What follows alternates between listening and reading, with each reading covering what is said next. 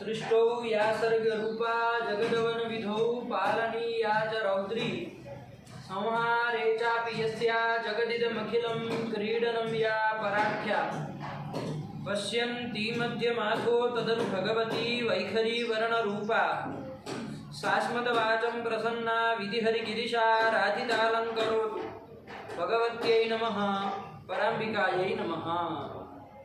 चलिए, तो कौन सूत्र देखा हम लोगों ने अंतिम पाठ में? ये अंतिम सूत्र देखा, ठीक है ना। उपसर्गात् धृति धातौ, ठीक हुआ। 3 सूत्र देखे थे अंतिम पाठ में। कौन कौन? उपसर्गाः क्रियायोगे भूवादयो धातवः। भूवादयो नहीं है, भूवादयो, भू दीर्घ नहीं है, तो भूवादयो धातवः। उपसर्गा नहीं, उपसर्गात् धृति धातौ, यही सूत्र देखे। उसमें सबसे पहला सूत्र देखा उपसर्गाः क्रियायोगे। संज्ञा सूत्र था, संज्ञा करने वाला कौन सी संज्ञा कर रहा है? उपसर्ग संज्ञा। उपसर्ग संज्ञा कर रहा है। किसकी उपसर्ग संज्ञा कर रहा है? तो प्रादियोगी कर रहा है, ठीक है ना। प्रादि जितने हैं, प्र है आदि में जिसके, ऐसे गण को क्या कहेंगे? प्रादि। तो प्रादि जितने भी है, कितने? 22 है ना। प्र, परा, अप, सम, अनु, अव, निस, निर, दुस, दुर, वि, आन, नि, अधि, अपि, अति, सु, उत, अभि, प्रति, परि, उप, ये सब प्रादि है कि नहीं है? इन 22 की उपसर्ग संज्ञा होती है, ये महर्षि पाणिनि ने कहा। लेकिन कब होती है? क्रिया योगे। क्रिया का योग होने पर ही होगी। आया कि नहीं आया? क्रिया का योग नहीं है तो उपसर्ग नहीं कहलाएगा। ये प्र, अपसम उपसर्ग नहीं कहलाएंगे। आया कि नहीं? क्रिया के साथ योग, योग माने संबंध, संबंध होने पर ही उपसर्ग संज्ञा होगी। आया कि नहीं आया? तो उपसर्ग क्रिया योगी, इसका यही अर्थ कर दिया। सरल सा था, कुछ नहीं है। क्रिया के योग में प्रादि योगी उपसर्ग संज्ञा होती है, यही कहा। इसके बाद दूसरा सूत्र, संज्ञा सूत्र देखा हमने। भूवादयो धातवः। धातु संज्ञा कर रहा है ना, धातु संज्ञा करने वाला सूत्र है। धातु संज्ञा होती है, किसकी होती है भैया? तो कहा वादयः धातु संज्ञा स्युः। वादी होगी, वादी की मतलब भू आदि होगी। जैसे वहां प्र आदि थे ना, वैसे यहाँ भू आदि है। भू आदि होगी क्या होती है? धातु संज्ञा होती है। ये भू आदि एक गण बनाया है महर्षि पाणिनि ने, ठीक है ना, जिसमें करीबन 2000 भू, ये सीध वगैरह वगैरह बहुत सारे हैं। कितने? 2000 करीबन है। जैसे प्र आदि कितने थे? 22 थे ना, उनकी उपसर्ग संज्ञा होती थी क्रिया योग होने पर। उसी तरह यहाँ भू आदि जितने 2000 है, ठीक है ना। वो सिद्धांत कौमुदी आती है ना, तो उसमें सिद्धांत कौमुदी में आप पीछे खोल करके देखेंगे ना, वहाँ धातु पाठ मिलता है। किसी के पास है सिद्धांत कौमुदी? नहीं है, कोई बात नहीं। सिद्धांत कौमुदी में लास्ट में वो धातु पाठ दिया जाता है, तो वहाँ भू आदि धातु सब दे दी है, 2000 धातु गिन करके। ये इनकी क्या होती है? धातु संज्ञा होती है। आया कि नहीं? लेकिन कैसे होनी चाहिए, इसमें भी विशेषण दिया है। केवल भादी होने से धातु संज्ञा नहीं हो जाएगी, वादी होना चाहिए, मतलब भू आदि में आना चाहिए वो 2000 में से। लेकिन साथ में कैसा होना चाहिए? क्रियावाचक होना चाहिए। कैसा होना चाहिए? क्रियावाचक। क्रिया का वाचक होना चाहिए। क्या होना चाहिए? क्रिया का वाचक, मतलब क्रिया को बताने वाला होना चाहिए। क्रिया को नहीं बताएगा तो नहीं होगा। आया कि नहीं? तो वही कर दिया, क्रियावाचिनो वादयो धातु संज्ञा स्युः, यही कर दिया। सरल जाए, जैसे भू है। आया कि नहीं आया? वो भू जो आएगा आपका भवती में, जो भू है वो सब टी प्रत्यय हुआ और सब संधि बंदी सब करके भवती बना है। आया कि नहीं? लेकिन वहां पर धातु कौन है? भू धातु है, तो वो क्रिया का वाचक है कि नहीं है? कोई क्रिया को बता रहा है कि नहीं बता रहा है? कौन क्रिया को बता रहा है? सत्ता क्रिया को बता रहा है, होने की क्रिया को बता रहा है। तो क्रिया का वाचक हो गया, और भू आदि में वो भू सबसे पहले ही पड़ा है, तो उसकी धातु संज्ञा हो जाएगी। तो भू धातु ऐसा कहा जाएगा। तो भू जो है वो क्या है? धातु है। आया कि नहीं आया? इसी तरह एक बनता है वाती, जैसे भवती बनता है ना, वैसे बनता है वाती। ये साफ कर दिया है, वाह वाती, ठीक है ना। ये भवती की तरह वाती बनता है। ये वाती में कौन धातु है? वा धातु है, वाती। जैसे वायु वाती, वायु वाती, मतलब वायु जो है वो बह रहा है। आया कि नहीं? मतलब वाती कहते हैं ना हम। वायु के लिए क्या कहते हैं हम हिंदी में क्या बोलते हैं? वायु जो है वो हवा चल रही है, ये कहते हैं ना। संस्कृत में क्या नाम क्या कहते हैं? वायु वाती। आया कि नहीं आया? हवा चल रही है, वाती। तो ये वा धातु का बना है, एक वा धातु आएगा। भू आदि 2000 है ना, उसमें एक वा धातु है। तो देखो ये वा है, इसकी धातु संख्या होगी कि नहीं होगी? होगी, क्योंकि भू आदि में आता है वा। और क्रिया का भी वाचक है, बहने की क्रिया, चलने की क्रिया को बता रहा है। वा गति, गति अर्थ में है, तो इसकी धातु संख्या हो जाएगी।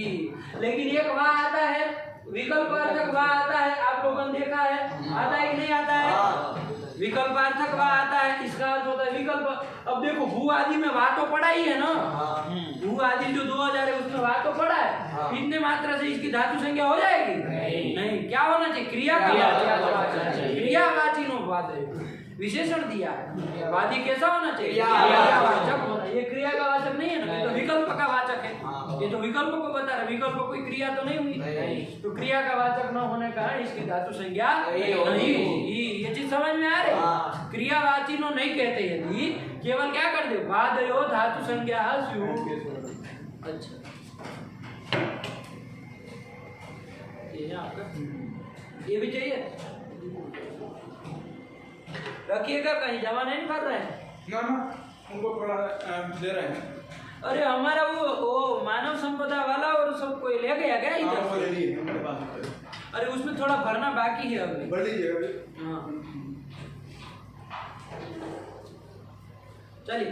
तो मतलब खाली वादयो धातु संज्ञा स्युः कहते हैं बाबू, तो क्या हो जाता है? ये वादी में आता है कि नहीं आता है? वाह, तो इसकी भी धातु संज्ञा होने लगती कि नहीं होने लगती? विकल्पार्थक वा की धातु संज्ञा होने लगती। उसकी न हो इसके लिए क्या विशेषण दे दिया? क्रिया का वाचक से होना चाहिए। क्रिया का वाचक नहीं हो, ये क्रिया का वाचक है, इसलिए हो जाएगा वादी के वाक्य। आया कि नहीं? यही बात है। ये धातु संज्ञा करने वाला सूत्र है, वो भी सरल है, कोई नहीं है कि नहीं है? तो वादयो धातु संज्ञा, क्रियावाची नो वादयो धातु संज्ञा स्युः, ये धातु संज्ञा करने वाला सूत्र है। इसके बाद नंबर 3 का सूत्र देखा, कौन? उपसर्गात् रति धातौ। उपसर्गात् रति धातौ क्या कर दिया? उपसर्गात् रति धातौ। उपसर्गात् रीति धातु, 3 ही पद थे। अर्थ हम लोगों ने देख ही लिया, ऊपर से सब अनुवृत्ति आकर के क्या अर्थ बन रहा है? अवर्णान्तात् उपसर्गात्। देखो ये अर्थ में ध्यान देखो, आत की अनुवृत्ति लाए थे ना, आत मतलब अवर्णात्, गुणों से आत लाए, उसका मतलब क्या है? अवर्णात्। तो क्या अर्थ होता? अवर्णात् उपसर्गात्, ऐसे होता था, अवर्णात् उपसर्गात्। तो इसका अर्थ क्या आता है? यदि ऐसे ही करते तो अवर्ण जो उपसर्ग, उपसर्ग कोई अवर्ण उपसर्ग है? कोई प्र है, परा है, अप, सम, अनु, ये सब है। अवर्ण उपसर्ग नहीं ना है, अवर्ण उपसर्ग मिलता ही नहीं है कि नहीं है? तो इसलिए वहां पर, इसलिए नहीं, वहां पर विशेषण अवर्ण जो है ना, वो क्या हो रहा है? उपसर्ग में विशेषण हो रहा है। और जो विशेषण होता है वो तदंत का बोध कराता है। क्या कराता है? तदंत का बोध कराता है। अवर्ण विशेषण है, वो तदंत का बोध कराएगा, तो अब वो किसका बोध कराएगा? अवर्णांत का बोध कराएगा। किसका बोध कराएगा? अवर्णांत का, अवर्णांत का बोध कराएगा। तो अवर्णांत उपसर्गात अब नहीं बोलेंगे, अब क्या कहेंगे? तात उपसर्गात। पंचमी तो जोड़ेंगे ना, अवर्णांतात उपसर्गात, यही कर दिया। अब आप कहेंगे ये कैसे कर दिया? ऊपर से आ रहा था तो अवर्णांत, इतना ही आ रहा था, आत आ रहा था, अवर्णांतात नहीं ना आ रहा था। तो एक सूत्र है ये ना, विधिष्ट तदन्तस्य, वो कहता है विशेषणम तदन्तस्य संज्ञा स्यात्। विशेषण जो होता है वो तदंत की संज्ञा होती है। तो ये अवर्णांत विशेषण था, वो तदंत को बताएगा, तो अवर्णांतात ये कहेंगे। अर्थ करते समय हम क्या बोलेंगे? अवर्णांतात, यही कर दिया। नहीं समझ में आया? यही कर दिया। तो अवर्णांतात उपसर्गात्। अब देखो अवर्णांत उपसर्ग तो मिल जाएगा ना, अवर्ण उपसर्ग नहीं मिल रहा, लेकिन अवर्णांत उपसर्ग तो मिल जाएगा। अवर्णांत उपसर्ग का मतलब क्या है? अवर्ण है अंत में जिसके, ऐसा उपसर्ग, ऐसे उपसर्ग तो मिल जाएगा। प्र ये अवर्णांत उपसर्ग है कि नहीं है? परा ये अवर्णांत उपसर्ग है।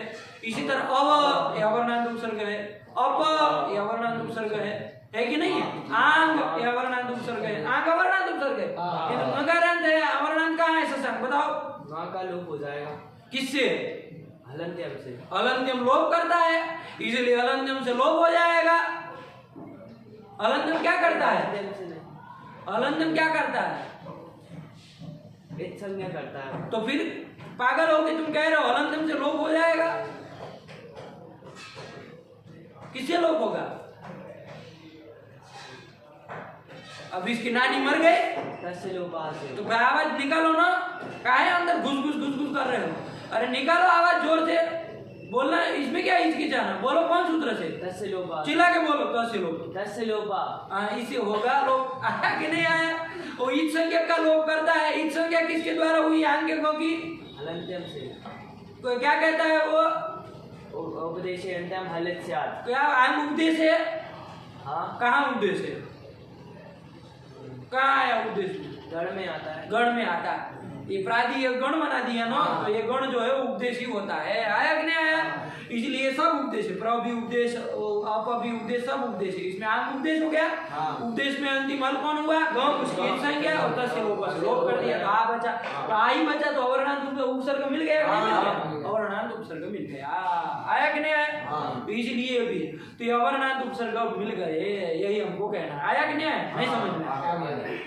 तो अवर्णांताद उपसर्गात इतना अर्थ हमको मिल गया। कितने लिए द्वारा? आठ लाए, उसमें तदंत विधि कर दी है, और उपसर्गात तो सूत्र में पढ़ा ही था, उसमें से मिल गया। अब आइए आगे क्या है? रीति धातु, इतना है ना? रीति धातु, ये रीति धातु का अर्थ लिख रहे वरदराजाचार्य। क्या लिख रहे हैं? ऋकारादो धातु, ऐसा लिख रहे हैं ना? कैसे लिख रहे हैं रीति धातु का? अरे रीति सप्तमी है ना, रीत का रीति बन जाएगा, और धातु का धातु बन जाएगा सप्तमी में। तो रीति धातु का रीति धातु ही अर्थ करना चाहिए। ऋकारादो धातु कैसे कर रहा है बताओ? चलो चंदन बताओ। उसे स्पष्ट कर दिया। स्पष्ट मतलब मन गणंत स्पष्ट करेंगे। रीति धातु कैसे हो जाएगा? रीति धातु का ऋकारादो धातु अर्थ कैसे हो जाएगा?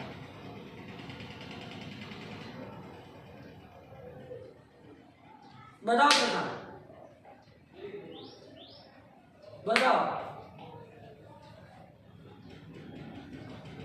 बताओ तुम पीछे।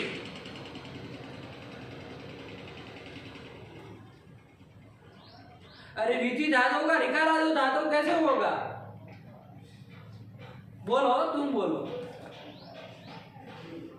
साफ सुन गया सबको? कैसे होगा रीति धातु का ऋकारादो? बोलो। सब तो मूड़ी उनको नीचे करके मतलब देखने लगे, काट दिया जाए क्या सबकी मूड़िया? उठा के फेंक दे उसमें गंगा में। कैसे होगा?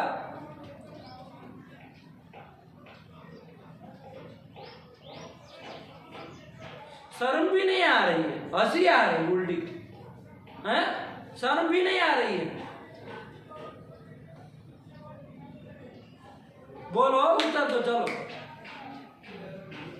अरे कल बताए थे ना कुछ कि नहीं बताए थे? नहीं बताए थे क्या? नहीं बताए? रीति धातु का बोलो, वरना मारना चालू करेंगे। अभी खटिया खड़ी हो जाएगी आप लोगों की, हाथ पीछे निकल जाएगा बाहर। नहीं बताए थे तो तुम्हारे दादा आके बताएगा। बोलो ना फटाफट, नहीं बताए थे तो। ऐसे मुंह बना लेते हैं कि जैसे कभी जिंदगी में पैदा आज हुए हो, दुनिया में पहली बार सुन रहे पाठ को। इतना भी आप में तो वो नहीं है कि कम से कम बोले कि नहीं पता है, करके नीचे देखने लगे जिसके बाप लिख के गए हो सबके लघु सिद्धांत में कि क्या ऐसे ऋकारादो होगा। और बोलना सीखो कि नहीं आ रहा है, पूछना सीखो। आवाज कहाँ चली जाती है? तो रीति धातु का देखो, रीति क्या है? धातु में विशेषण है। ध्यान देना, समझ लेना, पूछेंगे फिर। ये सब अंड बंड करके आए हैं सब, पता नहीं जंगल में पैदा हुए ऐसा लग रहा है। जिंदगी में कभी पढ़ना सीखे नहीं, मूर्ख करके बकलोर एक से एक। रीति धातु ठीक है ना? कैसे होता है समझ लीजिए आज, है ना? क्या है रीति धातु? रीति क्या है? धातु का विशेषण है। आया कि नहीं आया? रीति सप्तम्यंत है, ये मान रहे हैं? रीत का रीति बन गया है। क्या शब्द है? रीत है। ददत की तरह चलेगा, रीति सप्तमी एक वचन में बन जाएगी। मान रहे हैं? ये रीत क्या है आप लोगों को समझ में होना चाहिए। री है, रिवर्ण को बता रहा है। तो री केवल रिवर्ण को बताए। री जो है खाली रिता ना लिखते, री लिखते तो कितने को बताता?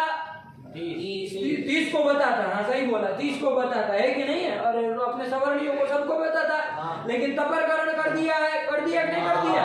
तपरकरण कर दिया। अरे तह परो यस्मात्, तो है परमे जिससे, ये सीधी तपर हो गया कि नहीं हो गया? तेरी अब केवल कितने को बताएगा? तपरस तत्कालस्य, कि भाई उच्चार्यमान समकालस्य एव संज्ञा स्यात्। तेरी अब केवल कितने को बताएगा? ये रस्वरी को ही बताएगा, अब उसके सब सवर्णियों को नहीं बताएगा। ये चीज समझ में आ रही है? तो वही है तपरकरण करके रीत शब्द है, उसका सप्तमी कर दिया रीति। ये समझ में आया? ये धातुओं का विशेषण है कि नहीं है? धातु भी सप्तम में, ये भी सप्तम में आया कि नहीं? उसका विशेषण है। तो अर्थ तो लिखना चाहिए री धातु, ऐसे ही कहना चाहिए, री जो धातु, लेकिन आपको रिकार आदि धातु ऐसा अर्थ ला रहे हैं। तो देखो एक नियम आपको बताए, विशेषण जो है वो क्या कराता है? तदंत का बोध कराता है। कौन बताया? ये न विधि तदंतस्य। आज के बाद ये समस्या कभी होनी नहीं चाहिए जीवन में, खत्म करिए आज के बाद, अब कभी बोलेंगे भी नहीं इस चीज को, है ना? ये न विधि तदंतस्य लिख लीजिए। ये सूत्र तो याद ही, आप लोगों को लिखने की जरूरत नहीं है। तदंतस्य अर्थ लिख लीजिए, विशेषणम तदंतस्य संज्ञा स्यात्। संज्ञा सूत्र है, लिख लीजिए, कभी अर्थ करने के समय बार बार आएगा। अभी विशेषणम तदंतस्य संज्ञा स्यात्। क्या? विशेषणम तदंतस्य संज्ञा स्यात्। फटाफट लिखो, इतनी देर लगाते हैं, एक आधी लाइन लिखने में घंटा एक लगाएंगे। विशेषणम तदंतस्य संज्ञा स्यात्, क्या लिखा? विशेषणम तदन्तस्य संज्ञा स्यात्। विशेषणम तदन्तस्य संज्ञा स्यात्। विशेषणं तदन्तस्य संज्ञा स्यात्। विशेषणं तदन्तस्य संज्ञा स्यात्। विशेषणम तदन्तस्य संज्ञा स्यात्। विशेषणं तदन्तस्य संज्ञा स्यात्। विशेषण तदन्तस्य संज्ञा स्यात्। आज बीच में साव साव साव साव नहीं करना, एक बार में सही बोलना है। बहुत हो गया लबर दबर, खत्म करना है सब। तो जैसे उदाहरण के तौर पे बता रहे हैं, अर्थ आ रहना चाहिए। अवर्णात् उपसर्गात् आया, अवर्णात् उपसर्गात्। अवर्णात् आज गुणों से आया है और उपसर्गात् सूत्र में पड़ा है। ये विशेष्य है, ये विशेषण है। ये समझ में आ रहा है? मोटे मोटे पहले जो होता है वो विशेषण होता है, बाद में विशेष्य होता है। समान विभक्ति अंत होने चाहिए। दोनों पंचमी एक वचन, पंचमी एक वचन है। आ रहा है कि नहीं आ रहा है? अब देख लो, विशेषण जो होता है, ये न विधि तदंतस्य ने कहा, विशेषण जो है वो तदंत का वो संज्ञा होती है, मतलब विशेषण से तदंत समझना। तो अवर्ण विशेषण है, तो अब अवर्ण से क्या समझना? तदंत को, मतलब अवर्णांत को समझना। किसको? अवर्णांत। अवर्ण से किसको समझना? अवर्णांत। अवर्णांत को समझना और पंचमी पंचमी जोड़ दो तो अवर्णांत का क्या हो गया? अवर्णांत। इतना ही मतलब है इसका। तो ये किससे हो गया? ये नो विधि तदंतस्य से हो गया। साफ साफ समझ में आ रहा है? कोई दिक्कत नहीं ना है? आज के बाद कभी भी पूछे कि भाई कैसे तदंत क्या हुआ, आज गुणों से आज ही आ रहा है, कैसे अवर्णांत हुआ, तो फटाक से निकलना चाहिए, तदंत विधि हो गए।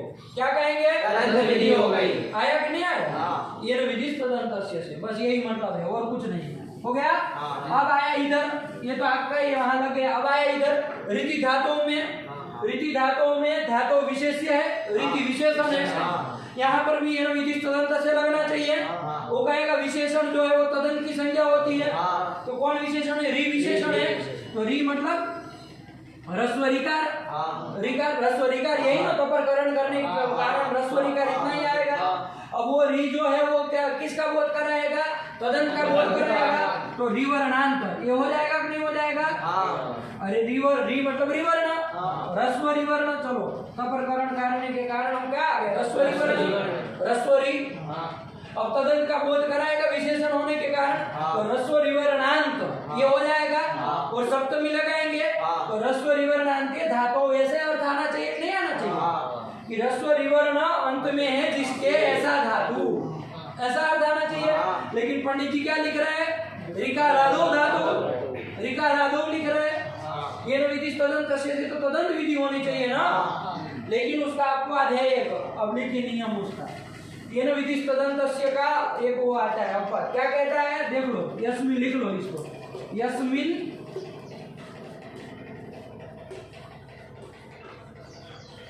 विधि तदादा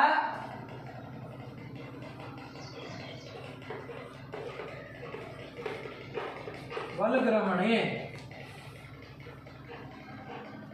यस्मिन विधिश तदादा, इधर स कर दो आधा, क्या छोड़ना थोड़ी मूर्ख है, यस्मिन विधिश तदादा वलग्रहणे, एक नियम आएगा, यस्मिन विधिश तदादा वलग्रहणे, क्या यस्मिन् विधिश तदादा वलग्रहणे। ये केवल क्या कहता है, ये कहा कि भाई देखो विशेषण हो तो वो तदंत की संज्ञा होती है ना, विधिश तदंत से, ने कहा ठीक बात, लेकिन ये क्या कह रहा है, ये कहा कि यदि सप्तम्यंत विशेषण हो, कैसा विशेषण हो, मतलब सप्तमी विभक्ति अंत विशेषण हो तो, और वो जो सप्तम्यंत जो विशेषण है वो यदि केवल किसको बता रहा है, वो अल को बता रहा है, किसको, अल मतलब किसी एक वर्ण को, अल मतलब अयुण के अ से लेके हल्के ला तक, मतलब उसमें से किसी एक वर्ण को वो बता रहा हो, तो वहां पर क्या करना, तदंत मत करना, क्या करना, तदादि विधि करना, क्या करना, तदादि विधि। वो तदंत विधि कर रहा है, ये तदादि विधि कर रहा है, आया कि नहीं आया, वो तदंत का बोध कर रहा है, विशेषण जो है वो तदंत को बताएगा, ऐसा ही नहीं विधिश तदंत से कह रहा है, ये कह रहा है कि विशेषण तदंत को बताता रहा है, कोई बात नहीं, लेकिन ये दो कंडीशन है, एक तो सप्तम्यंत विशेषण हो, कैसा हो, सप्तम्यंत, यस्मिन मतलब सप्तम्यंत विशेषण होना चाहिए, और दूसरा अल का बता रहा हो विशेषण, किसको बता रहा है वो, अल को बता रहा है, तो तदादि विधि होती है, ये इसका मतलब है, ठीक है ना। तो देखो यहाँ विशेषण कैसा है, सप्तम्यंत है, और वो भी कैसे बता रहा है, अल को, ह्रस्व रिवर्ण एक अल को ही बता रहा है ना, अल को मतलब किसी एक वर्ण को बता रहा है, एक वर्ण को ही बता रहा है, यहाँ तदंत विधि नहीं होगी, कौन विधि होगी, तदादि विधि, तदादि विधि होगी का मतलब क्या है, तो तदादि विधि का मतलब है कि अब री से आप रिवर्ण अर्थ नहीं करना, री से मत करना रिकार आदि, क्या कर देंगे, अरे री केवल रिकार को बता रहा था, अब तदादि का बोध कराएगा, मतलब रिकार आदि का बोध कराएगा, तो री का मतलब अब क्या हो जाएगा, रिकार आदि, और सप्तमी आदि में लगा देंगे, क्या बन जाएगा, रिकार, यही समझ में आया कि नहीं आया, अरे रिका मतलब है रिकार, वो केवल रिकार को ही बता रहा था, रिकार आदि को नहीं, रिकार आदि को मतलब रिकार है आदि में जिसके ऐसे को नहीं बता रहा, लेकिन यस्मिन् विधिश तदादा वलग्रहणे ने क्या करा दिया, तदादि विधि करा दिया, तदादि विधि का मतलब कि रिकार का रिकार आदि को बताएगा, मतलब रिकार है आदि में जिसके ऐसे को बताएगा, तो ऐसी धातु, अब अर्थ क्या हो जाएगा, रिकार आदौ धातु, आया कि नहीं आया, रिकार आदौ धातु कर दिया, ये सप्तमी में लगता है, इसी तरह आपका आया था ई प्रत्यय, क्या आया था, ई प्रत्यय, देख लो इसमें ई प्रत्यय, ई का मतलब यकार, यकार के परे रहते, यही अर्थ आ रहा था, कुछ भी यदि न किया जाए तो यकार के परे रहते, यही अर्थ आ रहा था, तो देखो एक तो ये विशेषण है, प्रत्यय में विशेषण है कि नहीं है, ये भी सप्तम्यंत है, ये भी सप्तम्यंत है कि नहीं, तो इसका विशेषण है, और किसको बता रहा है, ये केवल अल को बता रहा है, एक ही वर्ण को बता रहा है,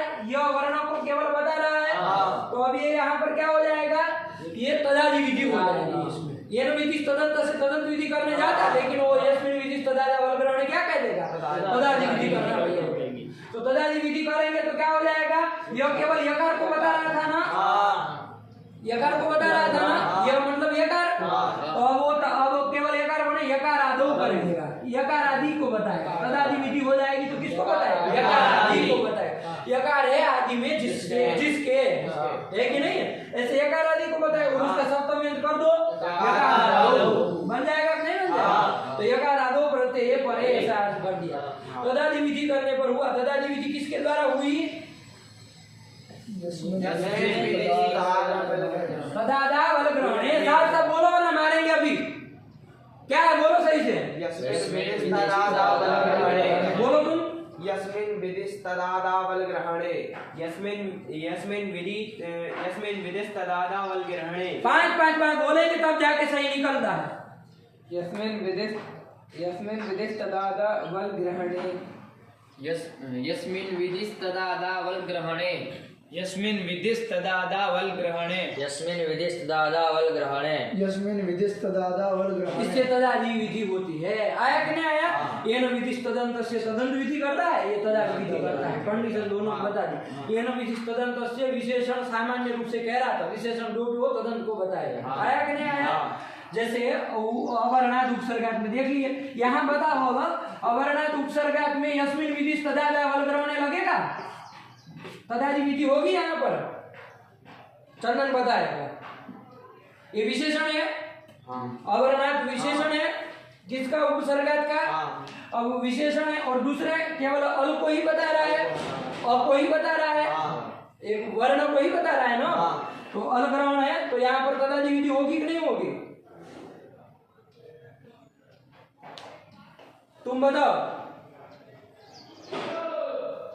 बताओ। नहीं होगी, क्यों नहीं होगी? सप्तम्यंत नहीं है। विशेषण सप्तम्यंत होना चाहिए ना। अरे दोनों कंडीशन लगा है, सप्तम्यंत विशेषण हो और अल को बताने वाला है कि नहीं है? ये अल को तो बता रहा है लेकिन सप्तम्यंत विशेषण नहीं ना है, ये तो पंचमी जुड़ी है, इसमें तो पंचम्यंत है, तो वो नहीं लगेगा। तो फिर जो सामान्य है ये विधि तदंत से उससे तदंत विधि हो जाएगी। समझ में आ रहा है? नहीं आ रहा? यही कह रहा हो गया। चलिए, तो यही तदंत विधि तदादि विधि दोनों जगह करके क्या अर्थ बन गया? अवर्णांतात उपसर्गात क्या आगे ऋकारादौ धातौ परे वृद्धि एकादेश स्यात्। किसको? पूर्व तो कौन तो दद्दा बोलेगा? स्थाने वृद्धि रेखादेश स्यात्। ठीक है ना? ये हो गया अर्थ। क्या आ गया? अवर्णांतात उपसर्गात ऋकारादौ धातौ परे पूर्वपरयोः स्थाने वृद्धि एकादेश स्यात्। नहीं समझ में आ रहा है? तदंत विधि तदादि विधि समझ में आई कि नहीं आई? कैसे यहाँ तदादि रीति धातु का ऋकारादौ धातु कैसे हुआ? बताओ तुम।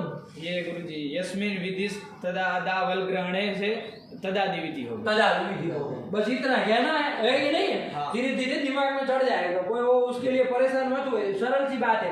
अरे री केवल ऋकार को बता रहा था, अभी नियम के अनुसार वो ऋकार आदि को बताएगा। ऋकार आदि मतलब ऋकार है आदि में जिसके, ऐसे वो ऋकार आदि को तदादि विधि हो गई और कुछ नहीं किया। ठीक है ना? ये हम लोगों की टेक्निक है अर्थ करने के लिए, है कि नहीं है? क्या रीति कह दिया, देखो वरना ऋकार आदि लिखना पड़ता ना, तो हम लोग छोटा शब्द कह के फिर एक नियम बता देते। तो ऐसा जहां पर भी आए तदादि विधि कर देना। तो देखो वान कोई प्रत्यय में हो गया, इधर रीति धातु में हो गया, ऐसे अनंत आएंगे, कई सौ आएंगे ऐसे, तो सब जगह इससे काम हो जाएगा। तो बड़े बड़े हमको नहीं लिखने पड़ेंगे, सूत्र छोटे हो जाएंगे, है ना? ये सब तरीके हैं सूत्र का अर्थ करने के लिए, यही सब सूत्र लग के सब जाके अर्थ होता है। चलिए, तो अवर्णांतात उपसर्गात ऋकारादौ धातु परे पूर्व परयोः स्थाने वृद्धि एकादेश स्यात्। क्या अर्थ हो गया चंदन, बताओ इसका? अवर्णांतात उपसर्गात, अवर्ण है अंत में ऐसे उपसर्ग से ऋकारादौ धातु परे मतलब ऋकार आदि धातु पर में होनी चाहिए। तो पूर्व परयोः स्थाने मतलब पूर्व पर के स्थान पे वृद्धि एक आदेश होता है। क्या अर्थ हुआ? बोलो तुम। अवर्णांत उपसर्गात, अवर्ण हो अंत में, तो सीधे बोलो ना, एक ही झटके में बोल दो। अवर्णांत उपसर्गात, अवर्ण हो अंत में ऐसे उपसर्ग ऋकार आदि होने चाहिए। और ऋकारादौ धातु परे पूर्व और पर के स्थान पर वृद्धि आदेश। इसमें कौन, तुम ऐसे बोलोगे अर्थ तो कौन समझेगा? बताओ। तुमने समझ लिया तो हो गया काम, संसार सिद्ध हो गया, तुमको समझ में आ गया, उतने में पर्याप्त है, बस इतना। ये ऐसे अर्थ कहोगे किसको समझ में आएगा? बोलो तुम। अवर्णांतात उपसर्गात अवर्ण अंत में हो। तुम तो 50 बार अवर्ण पहले बोल लो, फिर हम अर्थ सुने। अवर्णांतात उपसर्गात अवर्ण अंत में, अवर्ण हो अंत में उपसर्ग हो। ऋकारादौ धातु परे पूर्व परयोः और पर में ऋकार आदि धातु हो, उसके स्थान में वृद्धि एक आदेश होगा। किसको समझ में आया अर्थ?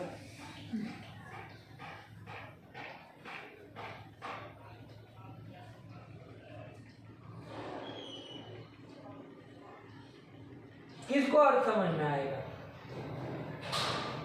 इतना झटके मार मार के बोलोगे तो। अरे अवर्णांत उपसर्ग से पर में ऋकार आदि धातु के होने पर पूर्व और पर के स्थान में वृद्धि रेखा देश होता है। इतना सरल से अर्थ को इतना वो घसीटे है कि समझने वाला के दिमाग ही दही हो जाए, हैं? जम जाए पूरा कि क्या कहना चाह रहा है। क्या अर्थ होगा बोलो? अवर्णांत उपसर्ग के पर में ऋकार आदि धातु होने पर वृद्धि एक आदेश होगा। किसको? पूर्व पर यही बोलना है। जैसे घटाते समय देख लो, प्रधन क्या था उदाहरण में, रिक्षति। बोलना सीखो बाबू, है ना? समझना सीख गए हैं आप लोग, व्याकरण बहुत अच्छे से आप समझ सकते हैं, समझने में आप कोई रोक नहीं सकता। अब दूसरे स्टेप में हमको आगे बढ़ना है, अब बोलना भी सीखना है हमको, है कि नहीं है? समझने वाला काम खत्म, है कि नहीं है? समझ लीजिए बहुत। अब कोई भी सूत्र समझने में क्या दिक्कत हो रही? सब तो ये कि अब पकड़ने तो आई है शब्दावली। अब कौन सा कोई पारिभाषिक शब्द रह गया क्या समझने में जो दिक्कत करे व्याकरण का? कोई ऐसा शब्द नहीं आएगा जो आप नहीं समझ सकते हैं, है कि नहीं है? सब आएगा समझ। लेकिन अब बोलने का भी तो अभ्यास करना पड़ेगा बाबू, वो अलग तरीका है कि नहीं? उसके लिए लगना पड़ेगा, बोलना पड़ेगा, तब जाके आएगा। आज देखिए बुलवा रहे समझ में आ रहा, अभी लोगों को पूछेंगे भी पता नहीं क्या क्या अंडर बोलेंगे, चलो आओ इसका अर्थ बोलो, चलो बोले। अवर्णांत से अवर्णांत के अंत में उपसर्ग से ऋकारादि धातु होगा पर में, उसके पूर्व और पर के स्थान में वृद्धि एक आदेश होगा। नहीं आया सही से, नहीं आया, कौन समझेगा उसका? बताओ, ऐसे बोलेगा तो। हाँ बोलो तुम। अवर्णांतात उपसर्गात के उपसर्ग के अंत में अवर्ण हो तो ऋकारादि धातु और ऋकारादि धातु पर में हो तो पूर्व और पर के स्थान में कोई एक वृद्धि आदेश हो। इधर से उधर दोनों साइड से बोलेंगे, ऐसे कैसे चलेगा? क्या? अवर्णांत उपसर्ग से परे ऋकारादि धातु हो तो पूर्व और पर के स्थान में वृद्धि रेखादेश होता है। आवरण अंत में वैसा उपसर्ग हो और उसके ऊपर में ऋकार आदि धातु हो तो पूर्व और पर के स्थान में वृद्धि रेखादेश होता है। चलो कुछ सब लोग अंडरस्टैंड तो कर ही रहे हैं। ध्यान से देखिए बाबू, सीधे बोला करो। अवर्णांत अवर्णांत उपसर्ग, ठीक, उससे पर में कैसा धातु? ऋकार आदि धातु। आया कि नहीं? अवर्णांत उपसर्ग क्या वो इतनी व्याख्या करने की आप लोगों को जरूरत है क्या? अरे उसको अलग से समझाना। यदि कोई पूछे कि भाई अवर्णांत उपसर्ग का मतलब क्या, तब बताना कि अवर्ण है अंत में जिसके ऐसा उपसर्ग। आप तो अर्थ बोलते समय ही सब जोड़ देंगे, अवर्ण अंत में हो ऐसा उपसर्ग और ऋकार हो आदि में जिसके ऐसा धातु। अब फिर दोनों का तालमेल बैठ ही नहीं रहा। आपने तो केवल इन दो शब्दों का अर्थ कर दिया, अवर्ण अंत में हो ऐसा उपसर्ग और ऋकार आदि में ऐसा धातु। ऐसा बोल के खड़े हो जाएंगे, क्या मतलब? इन दोनों का तो कोई तालमेल बैठा ही नहीं। क्या अर्थ आया? ये बोलने का तरीका ऐसे नहीं ना हुआ। अवर्णांत उपसर्ग से पर में ऋकार आदि धातु के होने पर पूर्व पर के स्थान में वृद्धि रेखादेश होता है। सीधा नहीं बोल पाओगे। अब कोई पूछेगा अवर्णांत उपसर्ग का मतलब क्या, तो व्याख्या करो। ऋकार आदि धातु मतलब क्या, तो व्याख्या करो अलग से, है कि नहीं है? अर्थ में क्यों सब घुसेड़ रहे हो? नहीं समझ में आया क्या? तो क्या इसका बोलो चंदन। अवर्णांतात उपसर्गात अवर्ण। देखो अब तुमको ये बोल के फिर हिंदी क्यों करना पड़ रहा है? सीधे फट से इसका हिंदी बोल जाओ। अवर्णांतात उपसर्ग से अवर्णांतात उपसर्ग ऋकारा से पर में हिंदी बोल रहे हो तो संस्कृत बोल रहे हो? पंचमी कभी जोड़ रहे हो, कभी हिंदी बोल रहे हो। अवर्ण उपसर्ग से अवर्ण उपसर्ग, अवर्ण कोई उपसर्ग हमारी दुनिया में नहीं है। अवर्णांतात उपसर्ग से पर में ऋकार आदि धातु होंगे तो पूर्व पर के हिंदी में कौन पंचमी जोड़ता है जी?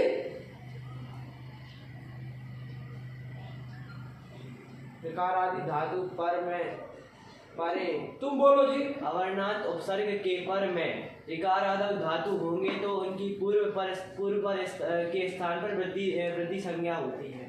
वृद्धि संज्ञा होती है, तुम्हारा तद आया संज्ञा करने के लिए इधर रेखादेश होता है। तो साफ साफ बोलो, लास्ट में गड़बड़ा जा रहा है। अवर्णांत से पर में उपसर्ग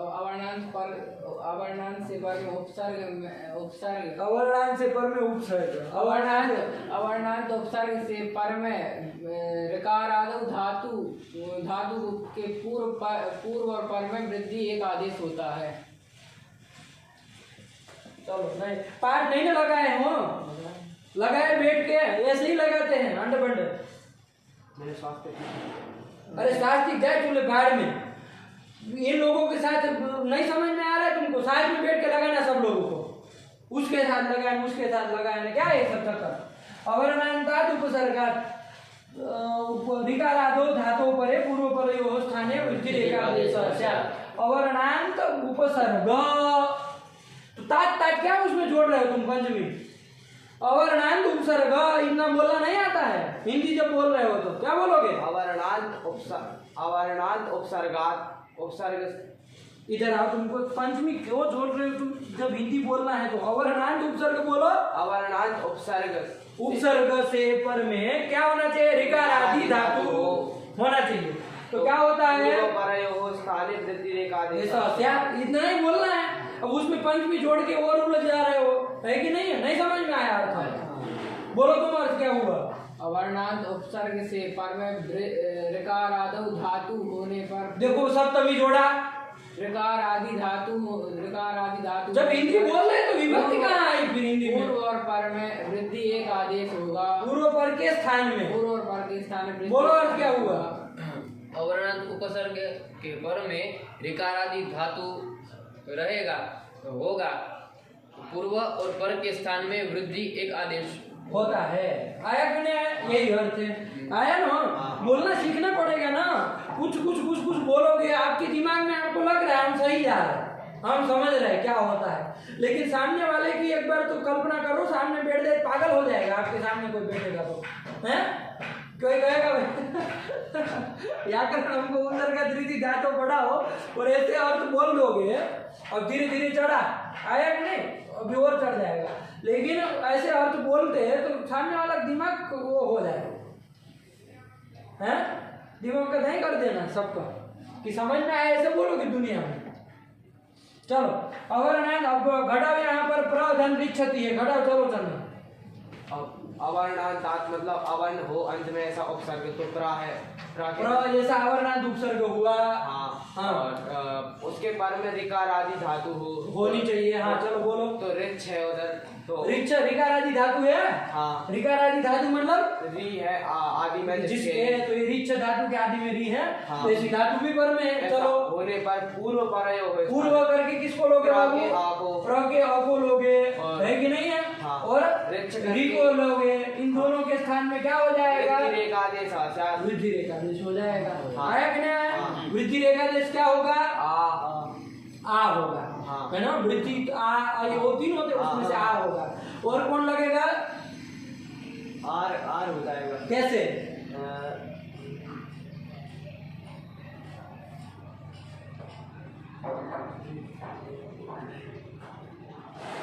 चढ़ गया भूत उसको।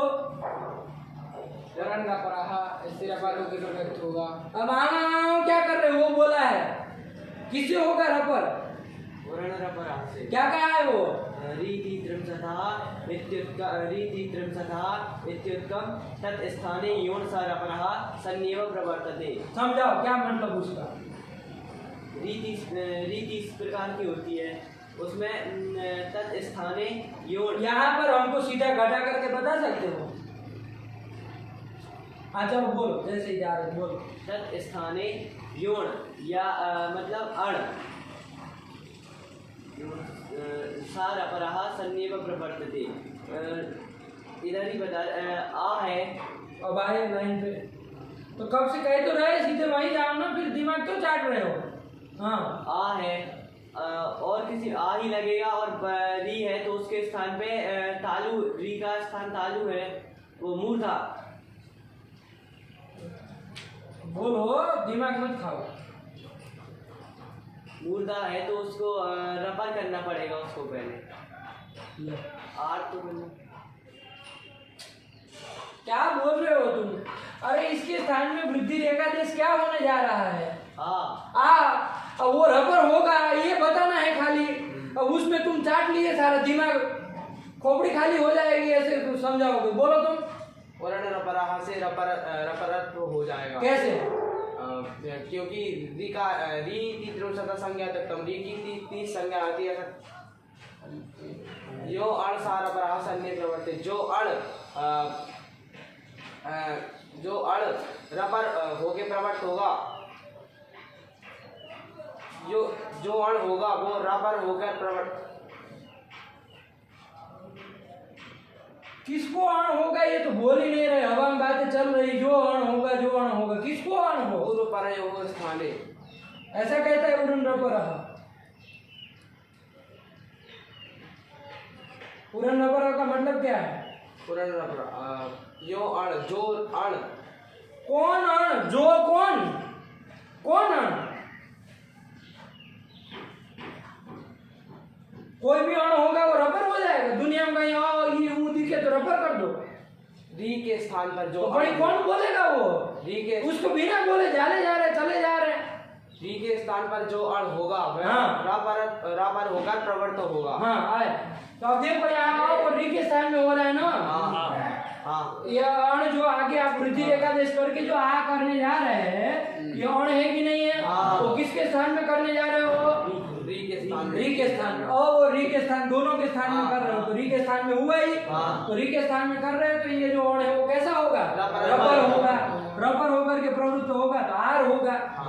तो वो री के स्थान में क्या आदेश हो जाएगा? आर हो जाएगा। तो क्या बन जाएगा? वर्ण सम्मेलन करो तो प्राच्छति। प्राच्छति क्या बनेगा? प्राच्छति। तो तुमको अलग से पूछे तब बोलोगे तुम कि सबके साथ बोलना आएगा? बोलो क्या बनेगा? प्राच्छति। हैं? प्राच्छति। प्राच्छति आया ना? बोलना सीखो बाबू तभी होगा, वरना ये सब कोई बकलो का काम नहीं है। ये सब नहीं बस आपका है, बोलना पड़ेगा तब। समझ में आ गया उतना पर्याप्त नहीं है। आप लोग पाठ गलत लगाते तरीका, ये समझ लीजिए। आप लोग बोलते कुछ नहीं, बस कुछ कुछ चू चू चू चू करके खत्म कर देते। लगा लिया पाठ, हो गया काम। ऐसे होता है पाठ। इन मूर्ख राजों को भी कहा कि वहां जाके पाठ लगा लिया करो, पूजा करो। देखो कितना अंडरवर्ड बोल रहे हैं, नहीं समझ में आ रहा है। ऐसे ही होना है। फिर सुधार करोगे कि नहीं करोगे? अब उपसर्ग तृतीय धातु के बाद से बोलने का अभ्यास करना है, साफ साफ बोलना। सामने वाले को समझ में आए, अनपढ़ आदमी भी समझ जाएगी क्या कहना चाह रहा है, तब काम का। चलो तो प्रधन रीक्षति में बाबू आप लोगों ने लगाया उपसर्ग तृतीय धातु। एक क्षण के लिए हम लोग देख लेते हैं कि उपसर्ग तृतीय धातु यदि सूत्र न होता कौन लगता है यहाँ पर। चलो दिमाग लगाओ सब अपना अपना। अब आगे जा रहे हैं। प्रधन रीक्षति कौन सूत्र लगता है? उपसर्ग तृतीय धातु न हो तो कौन सूत्र लगता है? जिसको लग जाए पता वो बात खड़ा करे और फटाफट सोचो, इतना मंद मत बनो। बोलो नहीं इको याची। इको यानी कैसे? एका स्थान नहीं यण स्याद तो अर्थ बोलो पहले। एका स्थानीय यण से आदि संविधाया में सही। हाँ घटाओ। इक कौन है? री का री इक है, ठीक। चलो उसको यण हो, लेकिन कब? पूर्व में आ। पूर्व में इक में री आया, री उसको यण होना चाहिए, लेकिन कब होता है?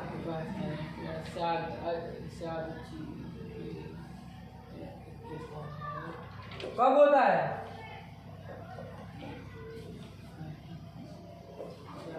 अच्छी पर में हो, अच्छी पर अच पर में हो। यूं यूं यूं यूं क्या कर रहे हो? पर इधर होता है कि इधर होता है? पर में अच हो। तो यूं कर रहे हो, उल्टा मार रहे हो।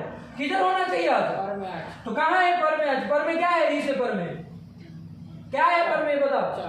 तो फिर अच पर में है, तो फिर कहाँ से कोई एनर्जी लगेगा? चलो दूसरा बोलो,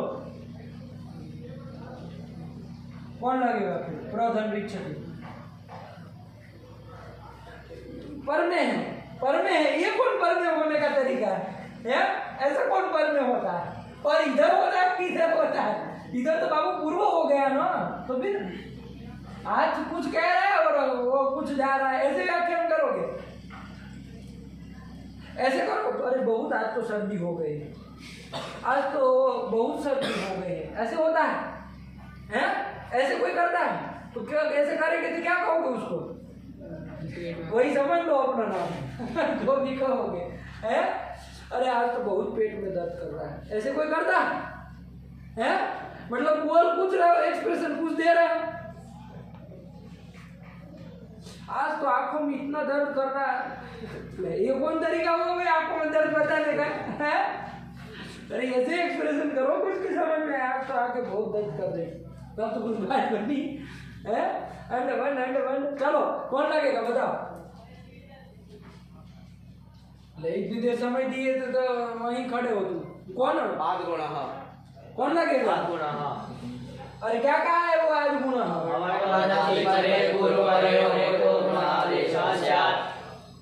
बंद उपयोग हो गए, सबके साथ नहीं बोल पाते हो तो सबके साथ बोलो। अलग से पूछेंगे तुमको, अवर्ण से पर में अच होना चाहिए। अवर्ण कौन है इसमें? चलो बताओ। उससे पर में अच है कि नहीं है? तो री अच मिल तो रहा है, तो अ और री के स्थान में क्या होगा? गुण एकादेश होना चाहिए, है कि नहीं? गुण एकादेश होना चाहिए। गुण कौन होगा? अ ये में से कोई होगा तो कौन होगा? अ होगा, और रबर होकर के प्रवृत्त होगा तो अर होना चाहिए था। ये होने जा रहा था कि नहीं हो जा रहा था? और जैसे कृष्ण धन रिद्धि, उसी के टाइप का तो है। प्रधन रिच्छति, उसमें कृष्ण धन रिद्धि था, इधर प्रधन रिच्छति। तो अवर्ण से पर में आचे तो आध गुण लगना चाहिए ना, यही लगना जा रहा था। लेकिन क्या कर दिया? उसका अपवाद सूत्र बना दिया महर्षि पाणिनि कि भैया अवर्ण से पर में री मिले अर्थ मिले तो लगाते रहो अपनी जगह। लेकिन यदि अवर्णांत उपसर्ग है, वो अवर्णांत उपसर्ग है और उससे पर में जो ऋकार आदि धातु है, तो वहां पर पूर्व पर के स्थान में वृद्धि रेखा आदेश होगा। तो ये भी अपवाद सूत्र हुआ कि नहीं हुआ? हुआ ना? कौन कौन अपवाद सूत्र हुआ? वृद्धि धातु आया कि नहीं?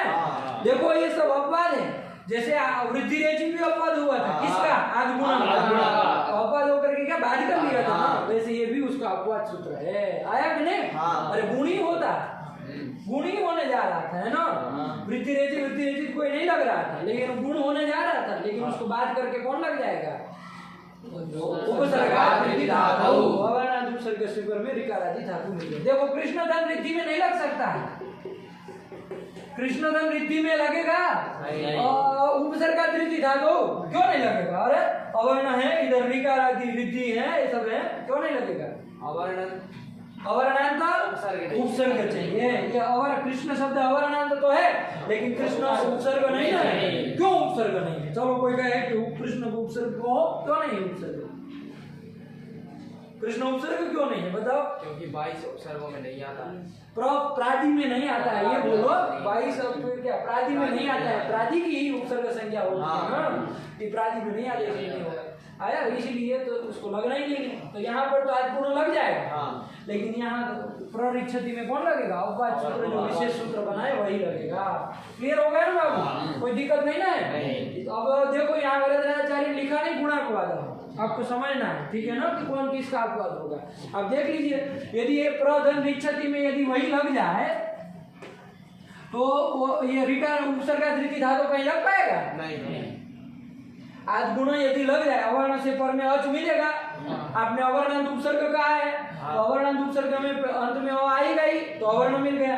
पर में ऋकार आदि धातु का है तो पर में अच मिल ही गया। तो यदि सब जगह आज गुण लग जाएगा तो उपसर्गात् वृद्धि धातु लग पाएगा कहीं? नहीं लग पाएगा। निरवकाश हो जाएगा कि नहीं हो जाएगा? तो निरवकाश विधि निरवकाश विधि अपवाद हो जाती है। तो उपसर्गात् वृद्धि धातु क्या हो जाएगा नयन? बाद हो जाएगा उसका? नहीं, आध गुणा का हो जाएगा। क्या बाद ये आध गुणा का बाद कर लेगा, ये उपसर्गात् वृद्धि धातु। वो तो सब समझ रहे हैं, लेकिन उपसर्गात् वृद्धि धातु कैसा सूत्र कहलाएगा? अपवाद सूत्र कहलाएगा। और वो आध गुणा बाद वो उसका बाद कर लिया, वो सब समझ रहे हैं, उसको कैसा सूत्र कहेंगे बताओ? बाद है बाध्य उत्सर्ग सूत्र उत्सर्ग सामान्य सूत्र उत्सर्ग सूत्र का है ना ये विशेष सूत्र अपवाद सूत्र इधर का थे बोलना सीखो बाबू सब चीजों से। अब बात कर ले एक ही चीज बोले जा रहे हो कि बात कर लेगा अब सब विद्वान है सब नहीं जानते बात हो जाता है विशेष सूत्र के द्वारा सामान्य सूत्र का। चलो तो प्रधन रीक्षति में वृद्धि होकर के प्रार्थति बन गया हो गया कि नहीं हो गया। इसमें बहुत सारों को तो पल्ले ही नहीं पड़ रहा है क्या चल रहा है कि नहीं है। इसके बाद चलो कौन सूत्र आया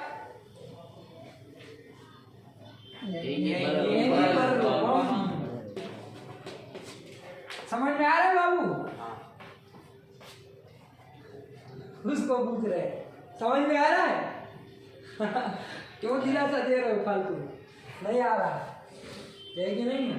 हमको ये समझ में आ रहा है कि तुमको समझ में नहीं आ रहा चलो एक ही पर रुको लेकिन इसमें बिल्कुल आश्चर्य की बात नहीं है नहीं आएगा है कि नहीं है एक ही पर रूपम ठीक है ना। चलिए 4-5 दिन तो ये लोग को फिर तो यदि तुमको समझ में आ जाए तो ये लोगों का तो बेकार हो गया फिर सब 5 दिन इधर रहे हैं तो फिर चलो एक ही पर रूपम क्या कहता है अब इसका अर्थ देखना है। अब अष्टाध्यायी निकालो कहाँ का है ये 6-1-94 ऐसा है 6-1-94 ऐसे ही है छठे अध्याय प्रथम पाठ का निकाला क्या है एंगी पररूपम रू दीर्घ होगा ना बाबू एंगी पररूपम। अब इसका अर्थ हमको देखना है ठीक है ना। चलो इसमें कहाँ से क्या क्या अनुवृत्ति आएगी थोड़ा देख लिया जाए है कि नहीं है। कहाँ से अनुवृत्ति आएगी देख लो आत आएगा कहाँ से आएगा एक क्या पूछ रहे विकसित आत पूछ रहे कहाँ से आएगा आएगा आठ की अनुवृत्ति आएगी ठीक। चलिए आठ आ गए आठ का मतलब क्या है अवर्ण। अब ये सब समझ में आना चाहिए ठीक है ना। आठ का ही अर्थ है अवर्ण तो अवर्ण लाए कहाँ से आठ ठीक।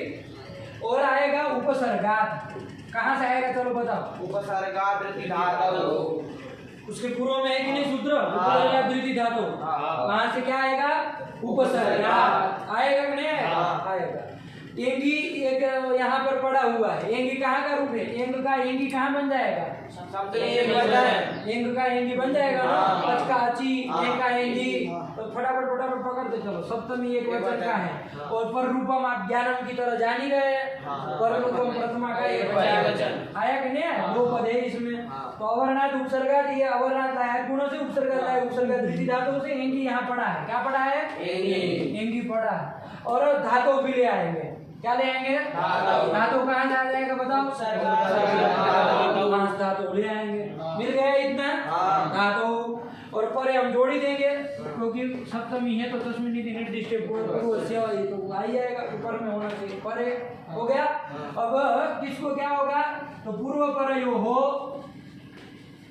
ये कहाँ से आ जाएगा वहां से पूर्व पर आ जाएगा और पर रूपम तो सूत्र में पढ़ा ही है पर रूपम एक भी आ जाएगा ना एकादेश बना कि नहीं बना नहीं बना। अवर्णात उपसर्गात एंगी धातु परे पूर्व पर रूपम एकादेश ये सब अनुवृत्ति ला करके इतना अर्थ बना ठीक। अब ध्यान दीजिए बाबू अवर्णात जो है ये क्या है उपसर्गात का विशेषण है कि नहीं है वही फॉर्मूला आप पढ़ा ठीक है ना। विशेषण जो होता है तो क्या हो जाएगा बताओ तो नया नहीं यहाँ पर विशेषणम तदन्तस्य संज्ञा तदन्तस्य संज्ञा यहाँ ये अवर्ण विशेषण अब किसको बताएगा तदंत विधि हो जाएगी। तो अवर्ण अब किसको बताएगा अब अवर्ण से किसको समझोगे तदंत विधि हो जाएगी तो किसको समझोगे अरे अवर्ण से तो अ ही समझा जाता है इतने पागल समझ में आ रहे क्या तुमको अवर्ण से तो अ ही समझा जाता है तदंत विधि होने पर अब क्या अर्थ होगा हाँ तो बोलो ना तदंत विधि जब हो गए तो अब हो जाएगा ना जोड़ देंगे अवर्णांतात्। अवर्णांतात्। बन गया कि नहीं बन गया? ये अवर्णांतात् उपसर्गात्। अरे जैसे पहले सूत्र में किया वही तो तरीका अपना है, और कुछ थोड़ी कर दिया। अब अवर्णांतात् उपसर्गात् ये कर दिया। अब एक ही धातु इधर आइए, ये धातु सप्तमी थे, ये भी सप्तमी का एक वचन है, ये भी सप्तमी का एक वचन, ये विशेषण है कि नहीं है? एक ही एक मतलब कौन कौन आता है उसमें? ए आई ओ औ ए ओ इधर आओ, तुमको बताते हैं कौन आएगा। ए ओ आई औ कौन कौन आएगा? ए ओ इधर आओ, कौन कौन आएंगे एंग में? ये ओंग सूत्र है। क्या सूत्र है? ए ओ ये से चालू करके गांव तक प्रत्यार बनाया, क्या आएगा? ए ओ तो क्या अंडमंड बोल रहे हो? नहीं समझ में आ रहा है? एच थोड़ी पूछ रहे हैं, एंग पूछ रहे हैं आपको। तो ये ओंग के ऐसे चले हैं तो वहीं तक दो ही आएंगे ना। तो एंग मतलब ये वो दो को बता रहा था, है ना। और ये क्या है? एंग की विशेषण है किसका? धातु का विशेषण है कि नहीं है? विशेषण जो होता है ना, विशिष्ट तदंत ने क्या कहा? तो ये तदंत को पता था, लेकिन अब देखो ये विशेषण कैसा है? सप्तमी विशेषण है ना, और अल का ग्रहण हो रहा है ना, ये वो अल ही है ना, वर्ण का ग्रहण हो रहा है। तो यहाँ पर तदंत विधि होगी नहीं। उसका अपवाद आ जाएगा। क्या आ जाएगा? यस्मिन विधि। देख के बोलो ना, मारेंगे एक खोपड़ी में। अंडमंड गलती से कभी बोले हो तो अरे देख के, लेकिन सही बोलो, कल नहीं याद होगा तो बताते हम। आज तो अभी लिखवा है, ऐसे कैसे याद होगा? क्या है वो नियम? यस्मिन् विधि तदादा परिग्रहणे कि यस्मिन विधि ही सप्तम्यंत विशेषण हो और अल ग्रहण हुआ हो तो तदंत विधि नहीं हो, क्या होगी? तदादि विधि। तो अब एंग किसको बताएगा? एंगादि को बताएगा। किसको बताएगा? एंगादि को। एंगादि। और सप्तमी जोड़ देंगे तो क्या बन जाएगा? एंगादौ। यही बन जाएगा, एंगादौ धातु बन जाएगा कि नहीं बन जाएगा? तदादि विधि हुई और कुछ नहीं हुआ। तो अर्थ क्या हो गया? अवर्णांतात् उपसर्गात् एंगादौ धातौ परे पूर्वपरयोः पररूपम् एकादेशः स्यात्। ये कर दिया। समझ में आया? नहीं समझ में आया? आ गया? क्लियर है? देखो अवर्णांत उपसर्ग होना चाहिए। अवर्णांत उपसर्ग कौन कौन है आप लोग जान ही रहे हैं। प, परा, अप, सम।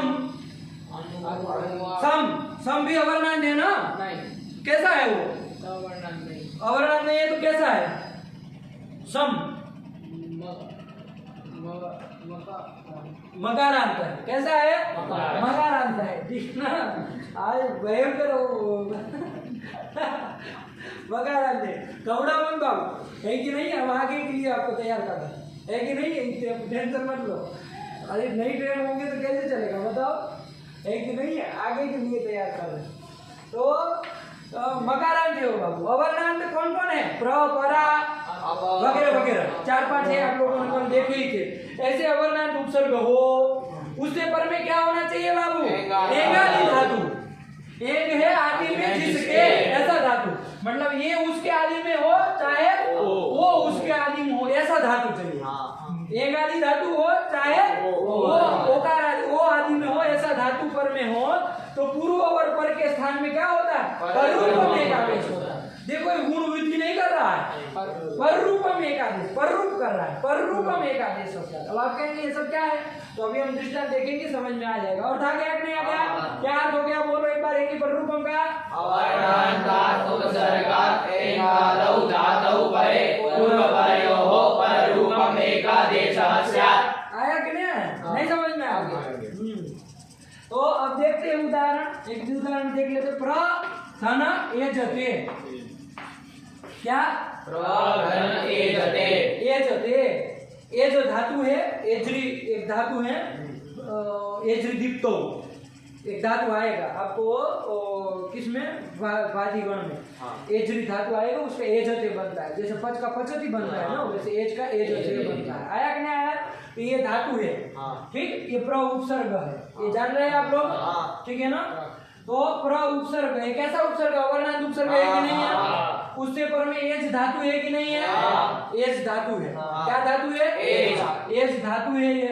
ये धातु कैसा धातु है? आदि में क्या आ रहा है इसके? ये तो एंग आदि धातु हुआ कि नहीं हुआ? एंग आदि धातु ये आदि में हो अथवा वो आदि में हो, उस धातु को क्या कहेंगे? एंग आदि धातु। एंग आदि धातु है कि नहीं है? तो पूर्व और पर के स्थान में कुछ आदेश होगा, आया कि नहीं आया?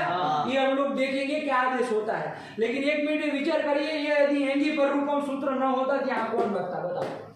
यदि एंगी पर रूपम ना होता अभी एक क्षण के लिए मान लो, तो कौन सूत्र लगता है? प्रधन एजते, ये स्थिति है। आद गुण, आप कहेंगे अवर्णसी पर में एच अच है, तो इसलिए आद गुणों से गुण होना चाहिए।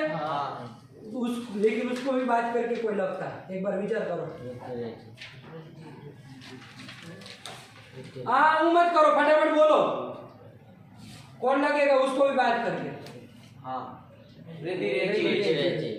अरे उसका आपका एक सूत्र और आ गया है, कौन? वृद्धि रेचि। अरे उसने कहा था ना अवर्ण से पर में भैया एच मिले वृद्धि होगी पूर्व पर के स्थान में, तो वृद्धि रेचि लगने जा रहा है। देखो सबसे पहले आज गुण प्राप्त था, उसको बात करके कौन प्राप्त है? वृद्धि रेचि। वो कह रहा था अवर्ण से पर में एच हो तो वृद्धि हो, और एक के स्थान में वृद्धि कर देता हो, है कि नहीं?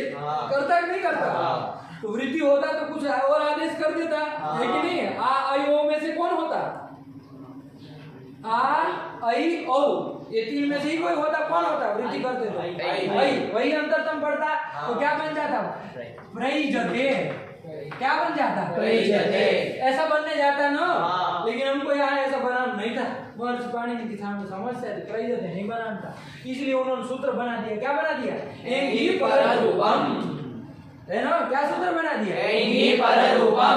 उसने कहा भाई अवर्णांत उपसर्ग हो, उससे पर में एंग आदि यदि धातु हो, तो वहां वृद्धि कुछ नहीं होगा। क्या होगा? पर पूर्व पर के स्थान में पर रूप में एक आदेश आया कि नहीं आया? तो ये अपवाद सूत्र हो गया कि नहीं हो गया? किसका अपवाद हुआ? चंद्र वृद्धि रेचि। वृद्धि रेचि का अपवाद आया कि नहीं आया? अरे वृद्धि रेचि तो अवर्ण से पर में एच मिले, चाहे वो अवर्ण किसी का भी हो, एच किसी का हो, सब जगह लगता था। लेकिन इसने कहा कि अवर्णांत उपसर्ग हो, उससे पर में एंग आदि धातु हो, तो भाई पर रूप में एक आदेश होगा, वृद्धि होगा। अपवाद हो गया? किसका अपवाद है? कि पर रूपम वृद्धि रेचि। तृतीय धातु किसका अपवाद था? आठ गुणा का। समझ में आ रहा है ये सब चीजें? कोई नहीं है आप लोगों की लगी इतना ज्यादा झमेला, कुछ नहीं। अभी 2 दिन के बाद आज विचार करिए, आप ये विचार करिए, आपको जब संज्ञा प्रोग्राम में हम आपको अणुदीप तुल्य से ये सब पढ़ा रहे थे, तो कैसा कैसा लगता? अरे ये क्या है सवर्ण संज्ञा और क्या क्या। लेकिन आज विचार करिए, आपको लग रहा है संज्ञा प्रोग्राम में क्या था? सब सरल सरल बातें ही तो थी। कौन सा बड़ा तीर मारा था उसमें? है हो रहा है कि नहीं हो रहा? इको एनर्जी जब पहली बार पढ़ रहे तो लग रहा था अरे कैसे अर्थ कर दिया इको एनर्जी का, लेकिन आज लग रहा है अरे वो तो कितना सरल था, ये नए नए सब कैसे कैसे आ रहे। ऐसा हो रहा है कि नहीं हो रहा है? तो फिर ये क्या होता है? इसका मतलब क्या?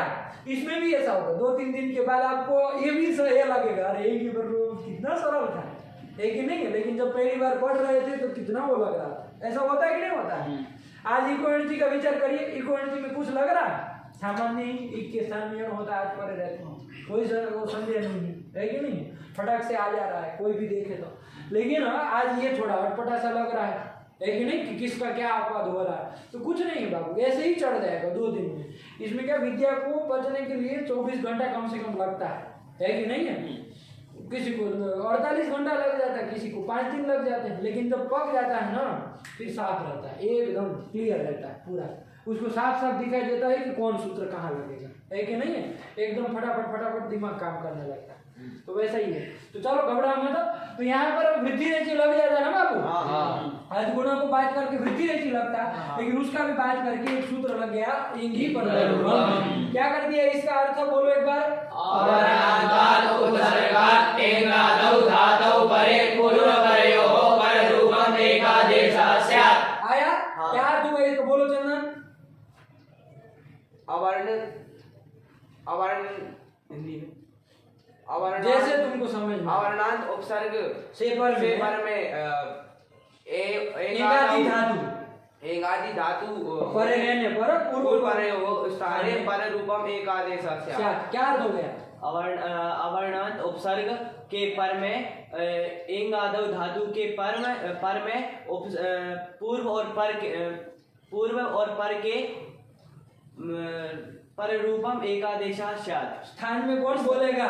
स्थान में पररूपम एकादेशः स्यात्। अवर्णांत तभी इधर उधर थोड़ा थोड़ा निकल रहा है, लेकिन फिर भी गंडोल हुआ है। अवर्णांत उपसर्ग में एंगी धातु, एंगी धातु तुम्हारा दादा एंगी धातु लाएगा? एंग धातु, एक धातु कहाँ मिलेगी? एक धातु कहाँ मिलेगी?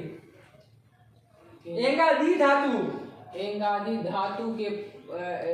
धातु के पूर्व और पर क्या बोल रहे हो तुम? जो समझ रहे हो वही बोल रहे हो, कुछ निकल कुछ रहा है, समझ कुछ रहे हो? क्या हो रहा है? यही समझ रहे हो? दूसरा निकल रहा है, हैं? जीवा जो है बस में नहीं चल रही। अवर्णांत उपसर्ग से पर में बाबू कुछ नहीं। अवर्णांत उपसर्ग कौन हो गया? प्र हुआ कि नहीं हुआ? उससे पर में क्या होना चाहिए? एंगादि धातु होनी चाहिए। तो एंगादि धातु एस धातु पर में है, तो पूर्व और पर के स्थान में, पूर्व करके और पर करके इन दोनों के स्थान में पर रूपम एकादेश। इतना ही कह रहा है। ये चीज भी न बोल पाए तो लालच है आपके जीवन पर। क्या अर्थ हुआ? घटा करके बोलो यहाँ पर। अवर्णांत उपसर्ग से पर में कौन हुआ? घटा करके बोलो, वरना वही हाँ करते रह जाओगे। अवर्णांत उपसर्ग प्र, उसके पर में एंगादि धातु कौन है? एज धातु, ठीक है ना? एज इतना है, वो सब बाकी लग करके एजते बना है आपको। एज धातु ये क्या है? एंगादि धातु है। पूर्व और पर में पूर्व करके प्रा का आ लेंगे और पर करके एज का ए लेंगे। इन दोनों के स्थान में, पर रूपम एकादेश। यही कह रहा है। आया कि नहीं आया? नहीं आया, आ गया। चलो देख लिया जाए क्या होगा। ये प्र का अ है और ये है, इन दोनों के स्थान में कौन होगा? तो कहा पर रूपम एकादेश। अभी तक तो बाबू हम लोग कहते थे गुण हो, वृद्धि हो। तो गुण हो तो कौन होता है? अ ये वो वैसे कोई होता था। वृद्धि हो तो आ ये वो वैसे कोई होता था। ये तो पर रूपम कौन होता है? पर रूपम एकादेश से। ये पर रूपम क्या है? पर रूपम कोई संज्ञा करने वाला तो सूत्र आया नहीं। गुण करना था तो गुण संज्ञा वाला कोई सूत्र आपने बताया था। वृद्धि करनी थी तो पहले वृद्धि संज्ञा करने वाला कोई सूत्र बताया। यहाँ कोई सूत्र बताया पर रूप संज्ञा करने वाला? तो पर रूप मतलब क्या? कौन सा आदेश किया जाए? तो पर रूप मतलब बाबू पर स्वरूप आदेश। ये दो के स्थान में कर रहे हो ना, उसमें जो पर वाला है ना, तत्स्वरूप आदेश ही कर देना। ये उसका मतलब है। पर रूप आदेश मतलब तत्स्वरूप आदेश। पर स्वरूप, पर में जो है, पर में कौन है? ये तत्स्वरूप आदेश कर देना, मतलब ये ही कर देना। पर में जो है वही आदेश कर देना। आया कि नहीं आया? पूर्व और पर के स्थान में करना है आदेश। क्या करेंगे? पर रूप आदेश, मतलब पर में जो है तत्स्वरूप वही, उसके मतलब वही पर रूप मतलब पर वाला ही आदेश कर देना। ये कर देना। आया कि नहीं आया? तो कौन आदेश हो जाएगा? ये ही हो जाएगा। क्या हो जाएगा? ये हो जाएगा। क्लियर हुआ कि नहीं हुआ? ये संज्ञा करने की जरूरत नहीं ना है। अरे पर रूप मतलब पर के स्वरूप, पर के सदृश, पर के स्वरूप, पर वाला, पर जैसा आदेश कर देना। तो दोनों में पर वाला देख लेना। ये है, ये आदेश हो जाएगा। दोनों के स्थान में होगा, ये होगा। आया कि नहीं आया? यही, इसके लिए कोई संज्ञा सूत्र बनाने की जरूरत नहीं है। ये तो शब्दों से, नाम से ही समझ में आया। पर रूपम मतलब पर के स्वरूप, पर वाला, पर जैसा आदेश कर देना। नहीं समझ में आया? यही कर दिया। तो ये कर दिया जाए अ और ए के स्थान में। अब देखो क्या स्थिति बन जाएगी? प्रहल रहेगा और आगे ये एकादेश हो गया और जते मिला दो, क्या बन जाएगा? प्रेजते। देखो लिखा है प्रेजते। प्रेजते, यही लिखा है ना? प्रेजते। इसी तरह और एक देख लो। ये तो कौन सा आपने देखा? अवर्णांत उपसर्ग से पर में कैसा धातु? ये आदि में है ऐसा धातु देखा। अब ये में वो भी तो आता है। एक ऐसा वाला भी देख लिया जाए कि वो आदि में आता हो। देखो प्र उपसर्ग है, प्र उपसर्ग को जोड़ो, चाहे दूसरा कोई जोड़ दो, दूसरा भी ले लिया जाए। चलो देख लेते हैं। कोई नहीं। अवर्णांत उपसर्ग उप है कि नहीं है? उप आगे औषधि, औषधि है कि औषधे है? ती है ना? देखो उपधन औषधि, ये ओस धातु है। क्या है बाबू? ओस धातु। धातु है। 2000 में ओस ओस नाम की धातु आती है, जैसे पच का पचती वैसे ओस का ओसती, यही बनता है एक तरह का। तो अवर्णांत उपसर्ग कौन हो गया, उप हुआ कि नहीं हुआ, उसके पर में एक आदि धातु होनी चाहिए, एक आदि धातु है कि नहीं है, कौन है नया ओस, उसके आदि में क्या वो है, एंग में वो आता है तो एक आदि धातु हो गए। तो ऐसा होने पर पूर्व और पर के स्थान में पूर्व करके किसको लेंगे, ससा आगे आपको अ को लिया और पर करके इन दोनों के स्थान में कौन एकादेश हो जाएगा, पूर्व परियो स्थान है पर रूप में एकादेश, पर रूप मतलब पर स्वरूप आदेश कर देना, कौन करेंगे यहाँ पर वो, यही हो जाएगा पर रूप में एकादेश। तो अब मिलाव क्या होगा, वर्ण सम्मेलन करेंगे तो उप का प आता था, उसमें ये वो जुड़ गया, उप बन गया और ये वो के स्थान में आदेश हुआ सती, देखो बना प्रेजते उपोषति, बना कि नहीं बना, यही कर दिया। यही पर रूपम का अर्थ नहीं समझ में आया, क्या हो गया बोलो,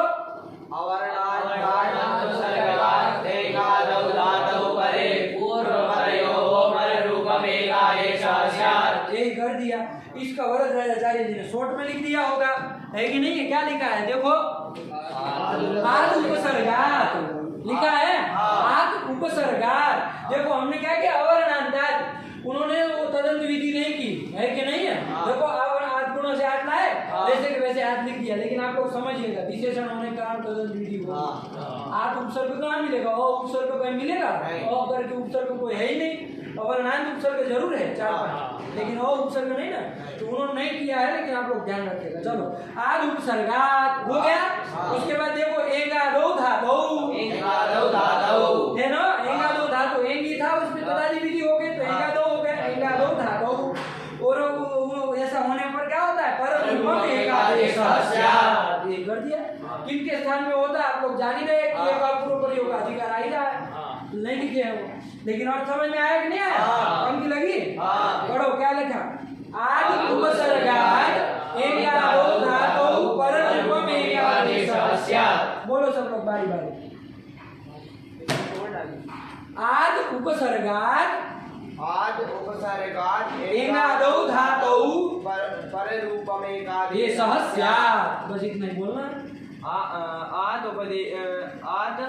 उपसर्गात् एंगादौ धातौ पररूपम एकादेशः स्यात्, आद उपसर्गात् एंगादौ धातौ पर रूपम एकादेशः स्यात्। हाँ सीधे बैठे ऐसे बैठे हो कि रीढ़ की हड्डी मोड़ करके पूरा, आद उपसर्गात् एंगादौ धातौ पररूपम एकादेशः स्यात्, आत् उपसर्गात् एंगादौ धातौ पररूपम एकादेशः स्यात्, आत् उपसर्गात् एंगादौ धातौ पररूपम एकादेशः स्यात्, आत् उपसर्गात् एंगादौ धातौ पररूपम एकादेशः स्यात्, यही अर्थ है, ठीक है ना, उन्होंने शॉर्ट में लिख दिया है, कुछ नहीं, बाकी बात वही है सारी सारी, ध्यान रखना। आद उपसर्ग मतलब अवर्णांतात् उपसर्गात्, उसका मतलब तदंत विधि होकर के हो गया ना। प्रेजते उपोषति, प्रेजते का मतलब क्या होता है बताओ, प्रेजते का मतलब क्या होता है, वहां संख्या लिखी होगी ना, अतिशय प्रकाशते, अरे ये दीप्तो धातु है ना, दीप्ति मतलब प्रकाश होना, प्रेजते मतलब प्रकाशित हो रहा है, और प्र उपसर्ग जुड़ गया, अतिशय न प्रकाशित हो रहा है, अरे खाली यजते कहते हैं तो प्रकाशित हो रहा है, लेकिन प्र जोड़ दिया प्रेजते तो मतलब अतिशय न प्रकाशित हो रहा है, जैसे सूर्य प्रेजते, वाक्य बन जाएगा, सूर्य प्रेजते, सूर्य अतिशय न प्रकाशित हो रहा है कि नहीं है, सुबह सुबह का होगा तो कहेंगे सूर्य यजते, सुबह चूंकि इतना प्रकाशित नहीं ना होता है, हल्का हल्का होता है, लेकिन अभी दोपहर होते होते प्रेजते है ना, अतिशय न प्रकाशित होता है, तो प्र उपसर्ग पूर्वक एस धातु था, और एंगी पर रूपम से क्या हो गया, क्या हो गया एंगी पर रूपम से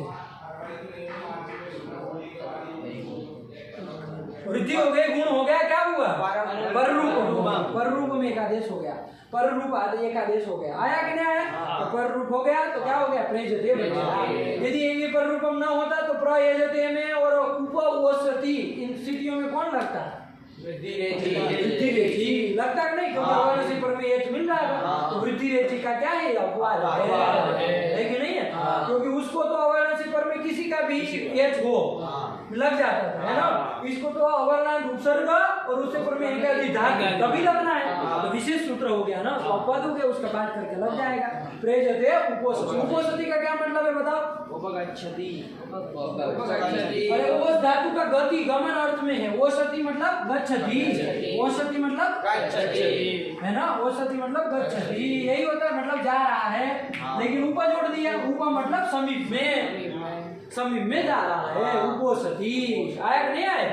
उपगच्छति, उन्होंने वही अर्थ लिख दिया, उपोसति मतलब क्या? उपगच्छति, उपगच्छति में बता दो जरा, ये एंगी पर रूप में लगेगा नहीं लगेगा? उपगच्छति एंगी पर रूपम, अरे अवर्णात उपसर्ग है, उसी पर में धातु भी है, तो पूर्व पर के स्थान में करो और घ के स्थान में कुछ पर रूप में का आदेश नहीं होगा। क्यों नहीं होगा चंदन? एंग नहीं है पर में, एंगादि धातु होना चाहिए। ये धातु गम धातु है, लेकिन एक आदि में दो आदि में हो रहा है, ये वो आदि में से कोई हो तब तो लगे, इसलिए नहीं लगेगा, ध्यान रखना है ना, एंगादि धातु होना चाहिए। अवर्णात उपसर्ग मिला के जोक दिए मत करना है ना, अवर्णात उपसर्ग के ऊपर में एंगादि धातु होना चाहिए। क्लियर आ गया? तो उपोसति मतलब क्या? उपगच्छति, क्या लिख रहे हैं? उपगच्छति मतलब समीप गच्छति, पास में जा रहा है कि नहीं है? कोई दूर जाता है, कोई पास जाता है कि नहीं है? जिसका जैसा मर्जी है कि नहीं है? किसी को होता है कि लघु सिद्धांत के पास जाए, किसी को होता है कि दूर जाए लघु सिद्धांत से, हमको क्या करना है कि नहीं है? तो आपकी मर्जी है कैसे उपोसति होना चाह रहे कि कुछ और होना चाह रहे। चलिए, तो उपोसति बन गया, समझ में आ गया? एंगी पर रूपम, उपसर्गा धृति धातु और एंगी पर रूपम में क्या अंतर है? उपसर्गा धृति धातु क्या करता है? अवर्णांत उपसर्ग इसमें भी चाहिए, लेकिन पर में ऋकार आदि धातु होना चाहिए, और पूर्व पर के स्थान में वृद्धि रहता है। ये क्या करता है? अवर्णांत उपसर्ग से पर में एकादि धातु और करता है पर रूप में, अंतर है। उपसर्गा धृति धातु किसका अपवाद है? आज गुणा का अपवाद है, ध्यान से देखना। अवर्णाति पर में ऋकार आदि धातु, तो आज गुणा ही लग सकता था, उसी का अपवाद है। और एंगी पर रूपम किसका अपवाद है? अपवाद है, लगा नहीं लगा? अंतर है, बाकी कुछ नहीं, सरल है सब। प्रेजते उपोसति हो गया। इसके बाद चलो कौन सूत्र आया? अचोन्त्यादिटी। अब अचोन्त्यादिटी में छोड़ो, अब आओ पीछे एक सूत्र हम लोग छोड़ के आए, कोई सूत्र छोड़े लेकिन नहीं, अब आया उसमें क्या आया?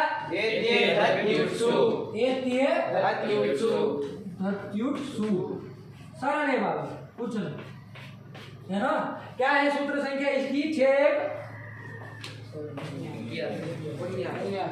79 मतलब 8 9 8 9। चलो, तो यही है 6 1 8 9। वही का है क्या? एत्य धत्युत्सु, क्या है? एत्य धत्युत्सु, यही सूत्र है। इसी को छोड़ दिए थे हम, अब कर लेते हैं ना, बहुत हो गया लेकिन अब पढ़ना चाहिए एत्य धत्युत्सु को। क्रम से भी जाते कोई दिक्कत नहीं थी, तब भी पढ़ सकते थे, वैसे ही करते, लेकिन एक थोड़ा प्रोजेक्ट तो करते हैं, चलिए समझ में आएगा आप लोगों को। एत्य धत्युत्सु, सबसे पहले ये 6 1 79 का है, निकाल लिए ना? ये 79 वो वाला है क्या? 79 उधर एड वाला है, एड में वो वाला गूगल पे वाला। दादा कितना बोले हो? 79 ऐसा कुछ है ना। चलिए, तो 6 1 79 निकाले अष्टाध्यायी में। अब यहाँ देखो बाबू, कितने पद है? पहले ये देख लिया, एत्य धत्युत्सु में कितने पद है बताओ?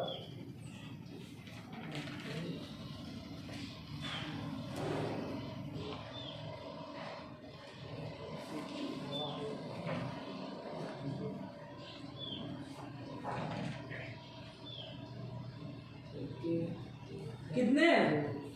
अरे एक ही पद है पूरा मिला करके, कितने उसको ढूंढने जा रहे हैं? एत्य धत्युत्सु एक ही पद, देखते हैं चलो कैसे। एतिश्च बाबू क्या कर दिया? एतिश्च, एधतिश्च, उठच, इनका समास कर देंगे। 3 है, एति एधति और उठ, है कि नहीं है? इनका द्वंद्व समास कर दिया जाए, है कि नहीं है? उसमें भी इतरेतर कर दिया है, तो 3 है तो बहुवचन रहेगा ना। 3 है तो इतरेतर द्वंद्व करेंगे, तो एति प्लस एधति प्लस उठ, और उसमें वो करेंगे तो बहुवचन। पहले ये इधर संधि देख लेते हैं, क्या वो बनेगा उसको देखेंगे, है ना। इसका पहले देख लो, एति एधति उठ, 3 चीज है ना।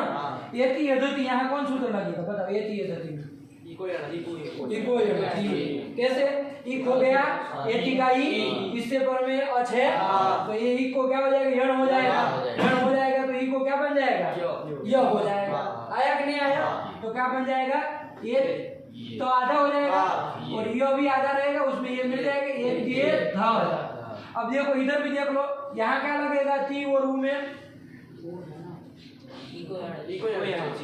इको यण होता है अच परे रहते हैं इको यण से यण हो जाएगा इधर भी क्या करेंगे ध तक तो वैसे ही आए तो आधा हो जाएगा इको क्या हो जाएगा य हो जाएगा और ये ऊ मिल जाएगा तो दीर्घ हो जाएगा एत्य धत्युट ऐसा बन गया कि नहीं बन गया एत्य धत्युट आया कि नहीं अब इसका बहुवचन करना है ना इतने तक द्वंद्व किए तो एत्य धत्युट शब्द ददत की तरह चलाओ तो ददतः अरे तीन होंगे तो ददतः वैसे यहाँ पर भी एत्य धत्युठः बन जाएगा कि नहीं बन जाएगा अरे ददतः वैसे एत्य धत्युठः बहुवचन ही करना है ना ददत का प्रथमा बहुवचन में क्या बनता है वैसे एत्य धत्युठ का क्या बनेगा प्रथमा के बहुवचन अब इसका ददत का ददत सु सप्तमी बहुवचन में बनता है क्या बनता है इसका सप्तमी बहुवचन में क्या बन जाएगा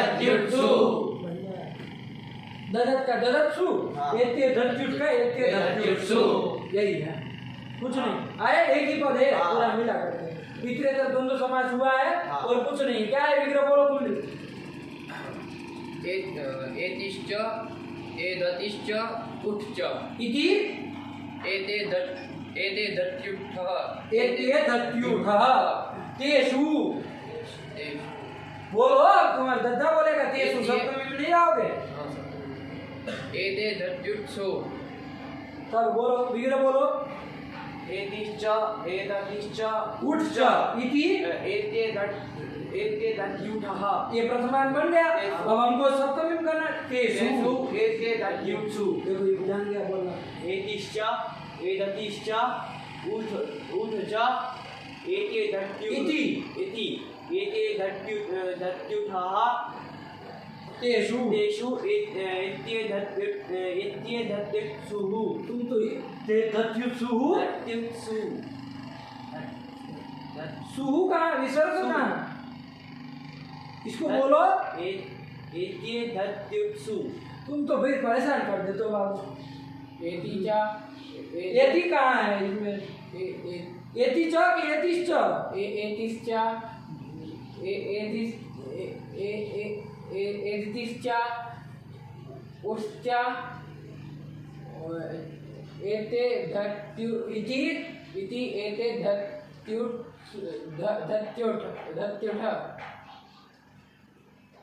पहली फेल वालों को ले लिए है इधर एते धत्युठ अब बोलो तेषु एते धत्युट्सु आया कि नहीं आया पहली फेल वालों को ले लिया है तो 1000 बार बोल चुके हम तब भी ये टीचर बोल रहा है इसे उसको ये टीचर नहीं समझ में आ रहा है ये वो इतना हकलाते हैं कि बोलने में हैं हिसाब सब लिखा है वो भी नहीं पढ़ पा रहे कैसी स्थिति है बोलो तुम सर एतिश्च एदतिश्च उठ्च इति एते दत्युठः तद्युठः दत्युठः दत्युठः क्या दत्युठः दत्युठः एते दत्युठः दत्युठः कहाँ है ठः पागल तरीका बोलो एते दत्युठः दत्युठः दत्युठः ठः दत्युठः हाँ तेषु एते दत्युट्सु दत्युठ कहाँ है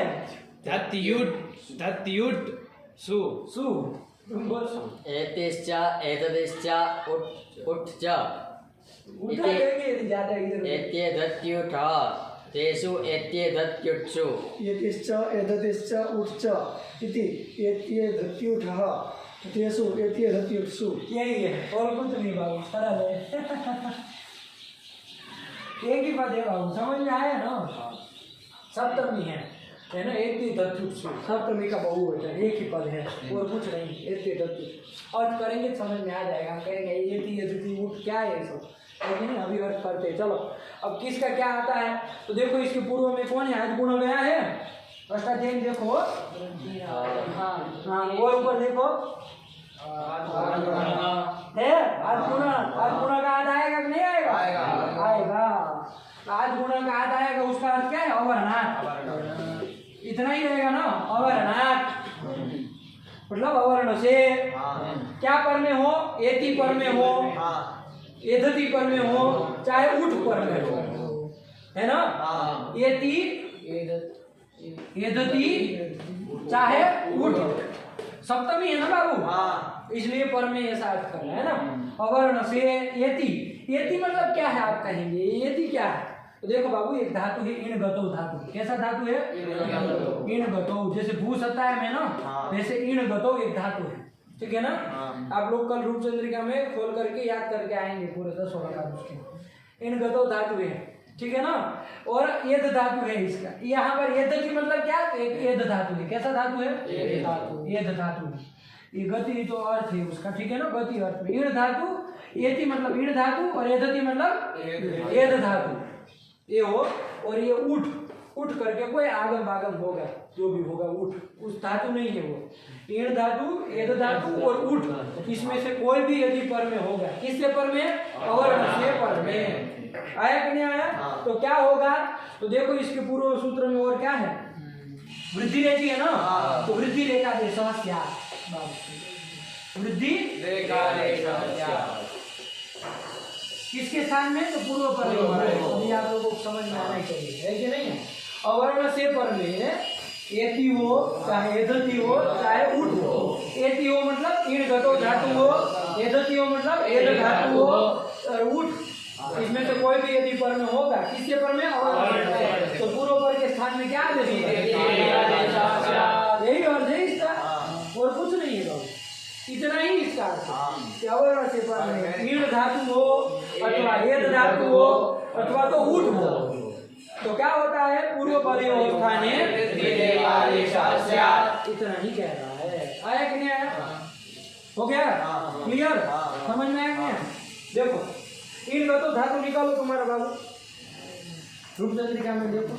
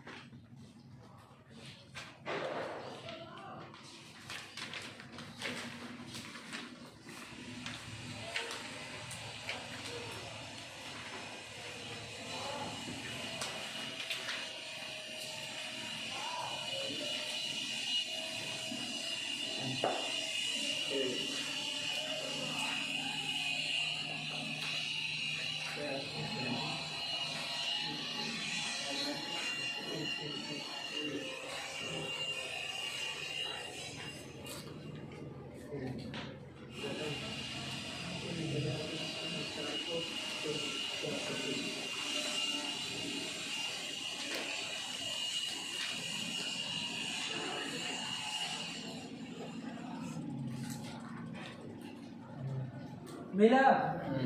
इन गतो, ये वो इन गतो धातु के रूप है, रट लकार कहते हैं। क्या क्या है बाबू? देखो ये इन गतो, गति अर्थ में धातु है बाबू। इन धातु किस अर्थ में है? गति मतलब जाना, है ना, जाने के अर्थ में। तो क्या बना है? जैसे गच्छति का गम धातु का गच्छति, गच्छत गच्छन्ति बनता है ना, वैसे इसका देखो क्या बनता है? एति इतः यन्ति, एषि इतः इथ, ये मी इवह इमह। क्या बना? बोलो। एति इतः यन्ति, एषि इतः इथ, ये मी इवह इमह। जैसे हम कहते हैं ना राम गच्छति, राम जा रहा है, तो देखो ये धातु का भी प्रयोग कर सकते हैं। राम गच्छति जगह क्या बोलेंगे? राम एति, राम जा रहा है। दो होंगे, राम कृष्णो इतः, और रामकृष्ण श्यामा ये भी प्रयोग करते हैं। इन गतो धातु है कि नहीं है? हर बार गच्छति गच्छत और गच्छन्ति ही बोलेंगे, ये भी बोलेंगे, ये भी बोलेंगे, है कि नहीं? तो इन गतो धातु ये है। और एक है ये दो वृद्धो धातु, वो भी निकालो। चलो इसके 200 लकार है, आवृत्ति करना, ठीक है ना। और इसी तरह ये जो वृद्धो धातु है निकालो, ये दो एध धातु निकालो फटाफट।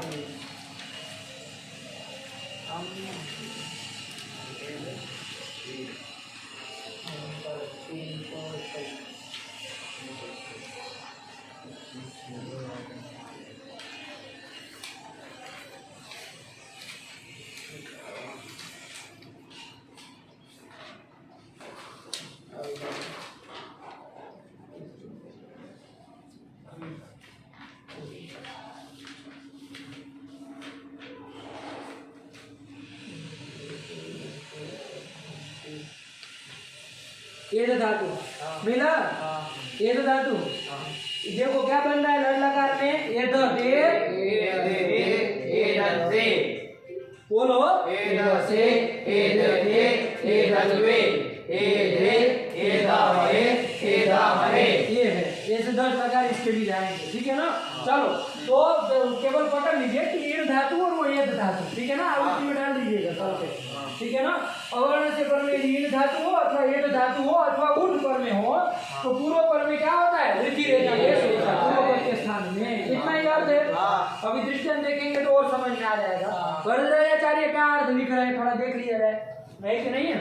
हमारे इसमें तो यही अर्थ आया कि अवर्ण से पर में ये 3 में से कोई भी हो तो पूर्व पर के स्थान में वृद्धि रेखा जैसे होता है। क्या कह रहे हैं, अवर्णाद अवर्णाद ये जातियो हो एते धत्यो हो, ये जातियो हो एते धत्यो हो। देखो ऐसे किया ना, ये जातियो हो एते धत्यो हो,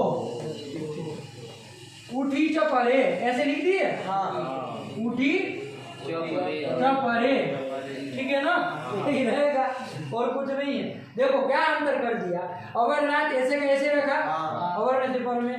इसके बाद हम लोग बोलते एक धातु पर में हो, एधति पर में हो, चाहे उठ पर में हो। इन्होंने क्या किया, एते धत्यो हो 3 थे, एति एधति और उठ 3 थे ना, उसमें से 2 को अलग कर दिया, एति और एधति का। उसका क्या बन गया, एति धत्यो हो, षष्ठी का द्विवचन हो, सप्तमी का द्विवचन बना दिया। अरे 3 होते तो सप्तमी का बहुवचन करते हैं, इन्होंने क्या कर दिया, 2 को निकाल करके सप्तमी का द्विवचन कर दिया और उठ अकेला अलग कर दिया तो उसका उठी दधति की तरह उठी एक वचन कर दिया। अब एति धत्यो हो तो अलग करना क्या जरूरत पड़ी, एति धत्यो तो सब साथ में ही थे, क्यों अलग कर रहे हैं। एति धत्यो अलग करके उसमें विशेषण दे दिया, क्या कर दिया, ये जात्यो हो।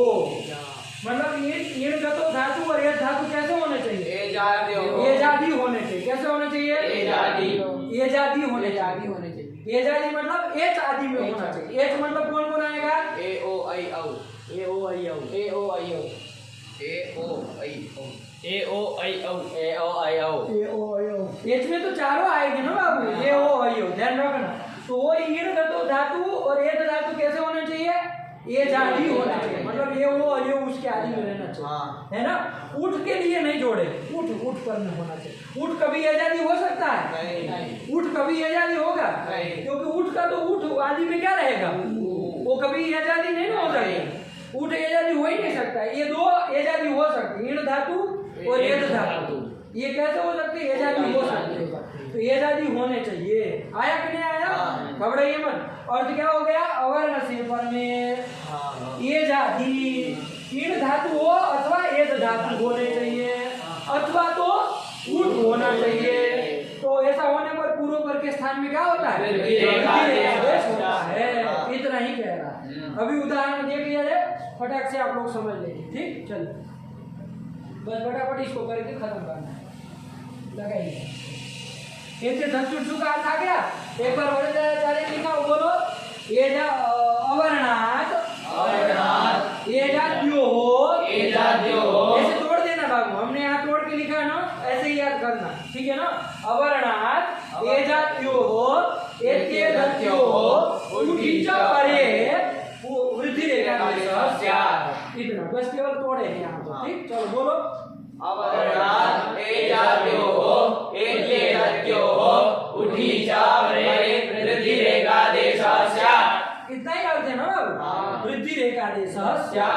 अवर्णात ये जात्यो हो, एते धत्यो हो, उठी च परे वृद्धि रेखा देशस्य। आया कि नहीं आया। ये जी ये कहाँ से आया, ये जात्यो हो, बाकी सब तो चलो सूत्र में पढ़ा था, है कि नहीं है? ये जातियों कहाँ से आया? वृद्धि रेची इसके ऊपर सूत्र है अष्टाध्यायी में। वो ये चीज लाए थे बाबू, वो ये चीज विशेषण था, तदादि विधि हो गए। अब चूंकि दो थे तो ये जात जो हो कर दिया। अरे ये जा दो, एक रहता तो ये जा दो, और दो रहेंगे तो ये जात जो हो, और बहुत रहेंगे ये जात दिशु, लेकिन दो थे तो ये जात जो हो कर दिया। वही किया है, और कुछ नहीं किया। आया कि नहीं आया? चलिए, क्या अर्थ हो गया बोलो एक बार। अवर्णात् एजाद्योः एतेदत्योः उत्थिता परे वृद्धिरेकादेशः स्यात्। देख लो, उपधन एति ए, ठीक है ना? और इसी का देख लो, चलो उपधन एति अवर्ण है इसमें कहीं, ये रहा अवर्ण कमेव, उससे पर में इणगतो धातु होना चाहिए। इणगतो धातु का ही एति बनता है ना, बना ना, अभी हमने देखा था एति बनता है गच्छति की तरह एति। और कैसा होना चाहिए वो इणगतो धातु? ये जाति होना चाहिए। तो देखो ये जाति है कि नहीं है? ये जाति है। तो पूर्व परयोः स्थाने ये अ और ए के स्थान में क्या हो जाएगा? वृद्धि रेखादेश। वृद्धि कौन होगा? आ योग में से कौन होगा? आई। वही अंतरतम पड़ेगा, सदृशतम वही पड़ेगा। तो क्या बन जाएगा? मिला दो, उपैति। वर्ण सम्मेलन कर लो, क्या बनेगा? उपैति। अरे प आ रहा उसमें मिला दो और टी आगे जोड़ दो, उपैति बन गया। नहीं बन गया? यही बन जाएगा। देखो रूप लिखा है उपैति, बना ना? नहीं बना? यही कह रहा है। ये किसका उदाहरण है? अवर्ण से पर में ये जाति इन धातु का, ये जाति इन धातु, ठीक है ना? इसलिए हो गया। चलो अब देखते हैं दूसरा है, इसी तरह ले लिया उपधन एधते। उपधन अवर्ण हो गया बाबू, उससे पर में एध धातु होना चाहिए। कैसा होना चाहिए? ये जाति होना चाहिए, ये जाति में होना चाहिए। देखो ये जाति में है, ये वो अयो में से कोई भी है तो ये जाति में है, तो ये धातु ऐसा पर में है। तो पूर्व परयोः स्थाने अ और ए के स्थान में वृद्धि रेखादेश हो जाएगा। आ अयो में से कौन होगा? वही होना है। तो क्या हो जाएगा बोला? चलो उपैधते। देखो लिखा है उपैधते, यही लिखा है, बन गया उपैधते वृद्धि होकर के। आया ना? नहीं समझ में आया? एक और देखिए, ये किसका उदाहरण हो गया? अवर्ण से पर में एध धातु, ये जाति एध धातु। उसके पहले अवर्ण से पर में ये जाति इण धातु, ये धातु का। अब किसका उदाहरण देखना है? अवर्ण से पर में उठ का। देख लो, पृष्ठ धन ऊह। यहाँ बाबू ये ऊ जो हुआ ना, उठ हुआ है, ठीक है ना? ज्यादा हमको और प्रक्रिया नहीं जाना, इतना समझ करके रखिए। वो उठ कोई आगम हुआ है और उठ का ठक की संज्ञा होकर के लोप हो गया है, ऊ बचा है, वही उठ है। देखो अवर्ण से पर में उठ मिला कि नहीं मिला? है कि नहीं? अवर्ण से पर में उठ मिल गया। तो अवर्ण से पर में जब उठ मिल गया तो इन पूर्व पर के स्थान में अ और ऊ के स्थान में क्या हो जाएगा? वृद्धि रेखादेश। कौन होगा बताओ? आ आई ओ में से कौन होगा? ओ होगा। अरे अ का कंठ, ऊ का ओष्ठ, और उसमें देख लो कंठोष्ठ है कोई, तो ओ होगा ना? ओ होगा तो बताओ क्या बन जाएगा?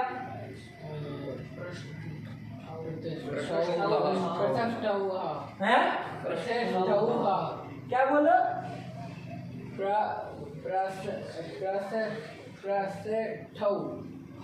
पृष्ठौ। देखो पृष्ठौ, देखो लिखा है पृष्ठौ, लिखा नहीं? बस यही तीन उसके उदाहरण दे दिए। और भी मतलब होंगे उदाहरण, लेकिन ये तीन इन्होंने एक एक का दे दिया। चलिए इतना लगा करके आइए, तब फिर हम आगे चलते हैं, ठीक है? चलिए, समझ में आया कि नहीं आया? इतना लगा करके आइएगा बाबू, है ना? उपसर्ग धृति धातु से जो 3-4 सूत्र चले, अब इधर से हम फिर से आ रहे हैं, ठीक है ना? एक धत्व। चलिए इतना लगा करके आइए, सरल है एकदम, याद करके आना। लेकिन कल ये दिएगा अक्सर इधर उधर रहा तो 3 पेज याद करने हैं, हो जाएगा ना? हाँ, तो भगवान ने दिमाग दिया तो फिर उसका उपयोग करो, तौहीन मत करो उसकी। तौहीन मतलब समझते हैं? अवहेलना मत करो, उर्दू का शब्द है वो तौहीन। अवहेलना, भगवान ने आपको दिमाग दिया, किस लिए दिया? शास्त्र में लगाने दिया ना, कि ABCD लंबा करने के लिए दिया है?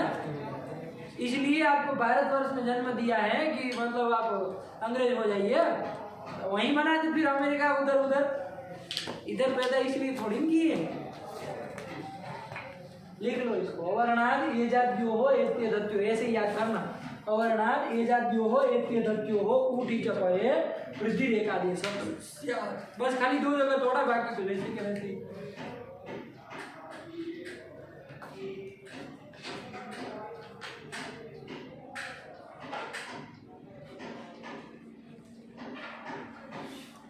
चलो इसको बंद कर दो, इसको क्यों चालू रखे हैं, खत्म कर दीजिए मंगा और कर दीजिए। सदा शिवसमारम्भां तदापाणिर्मध्यमां अस्मदाचार्यपर्यन्तां वन्दे गुरुपरम्परां। येनाक्षरशः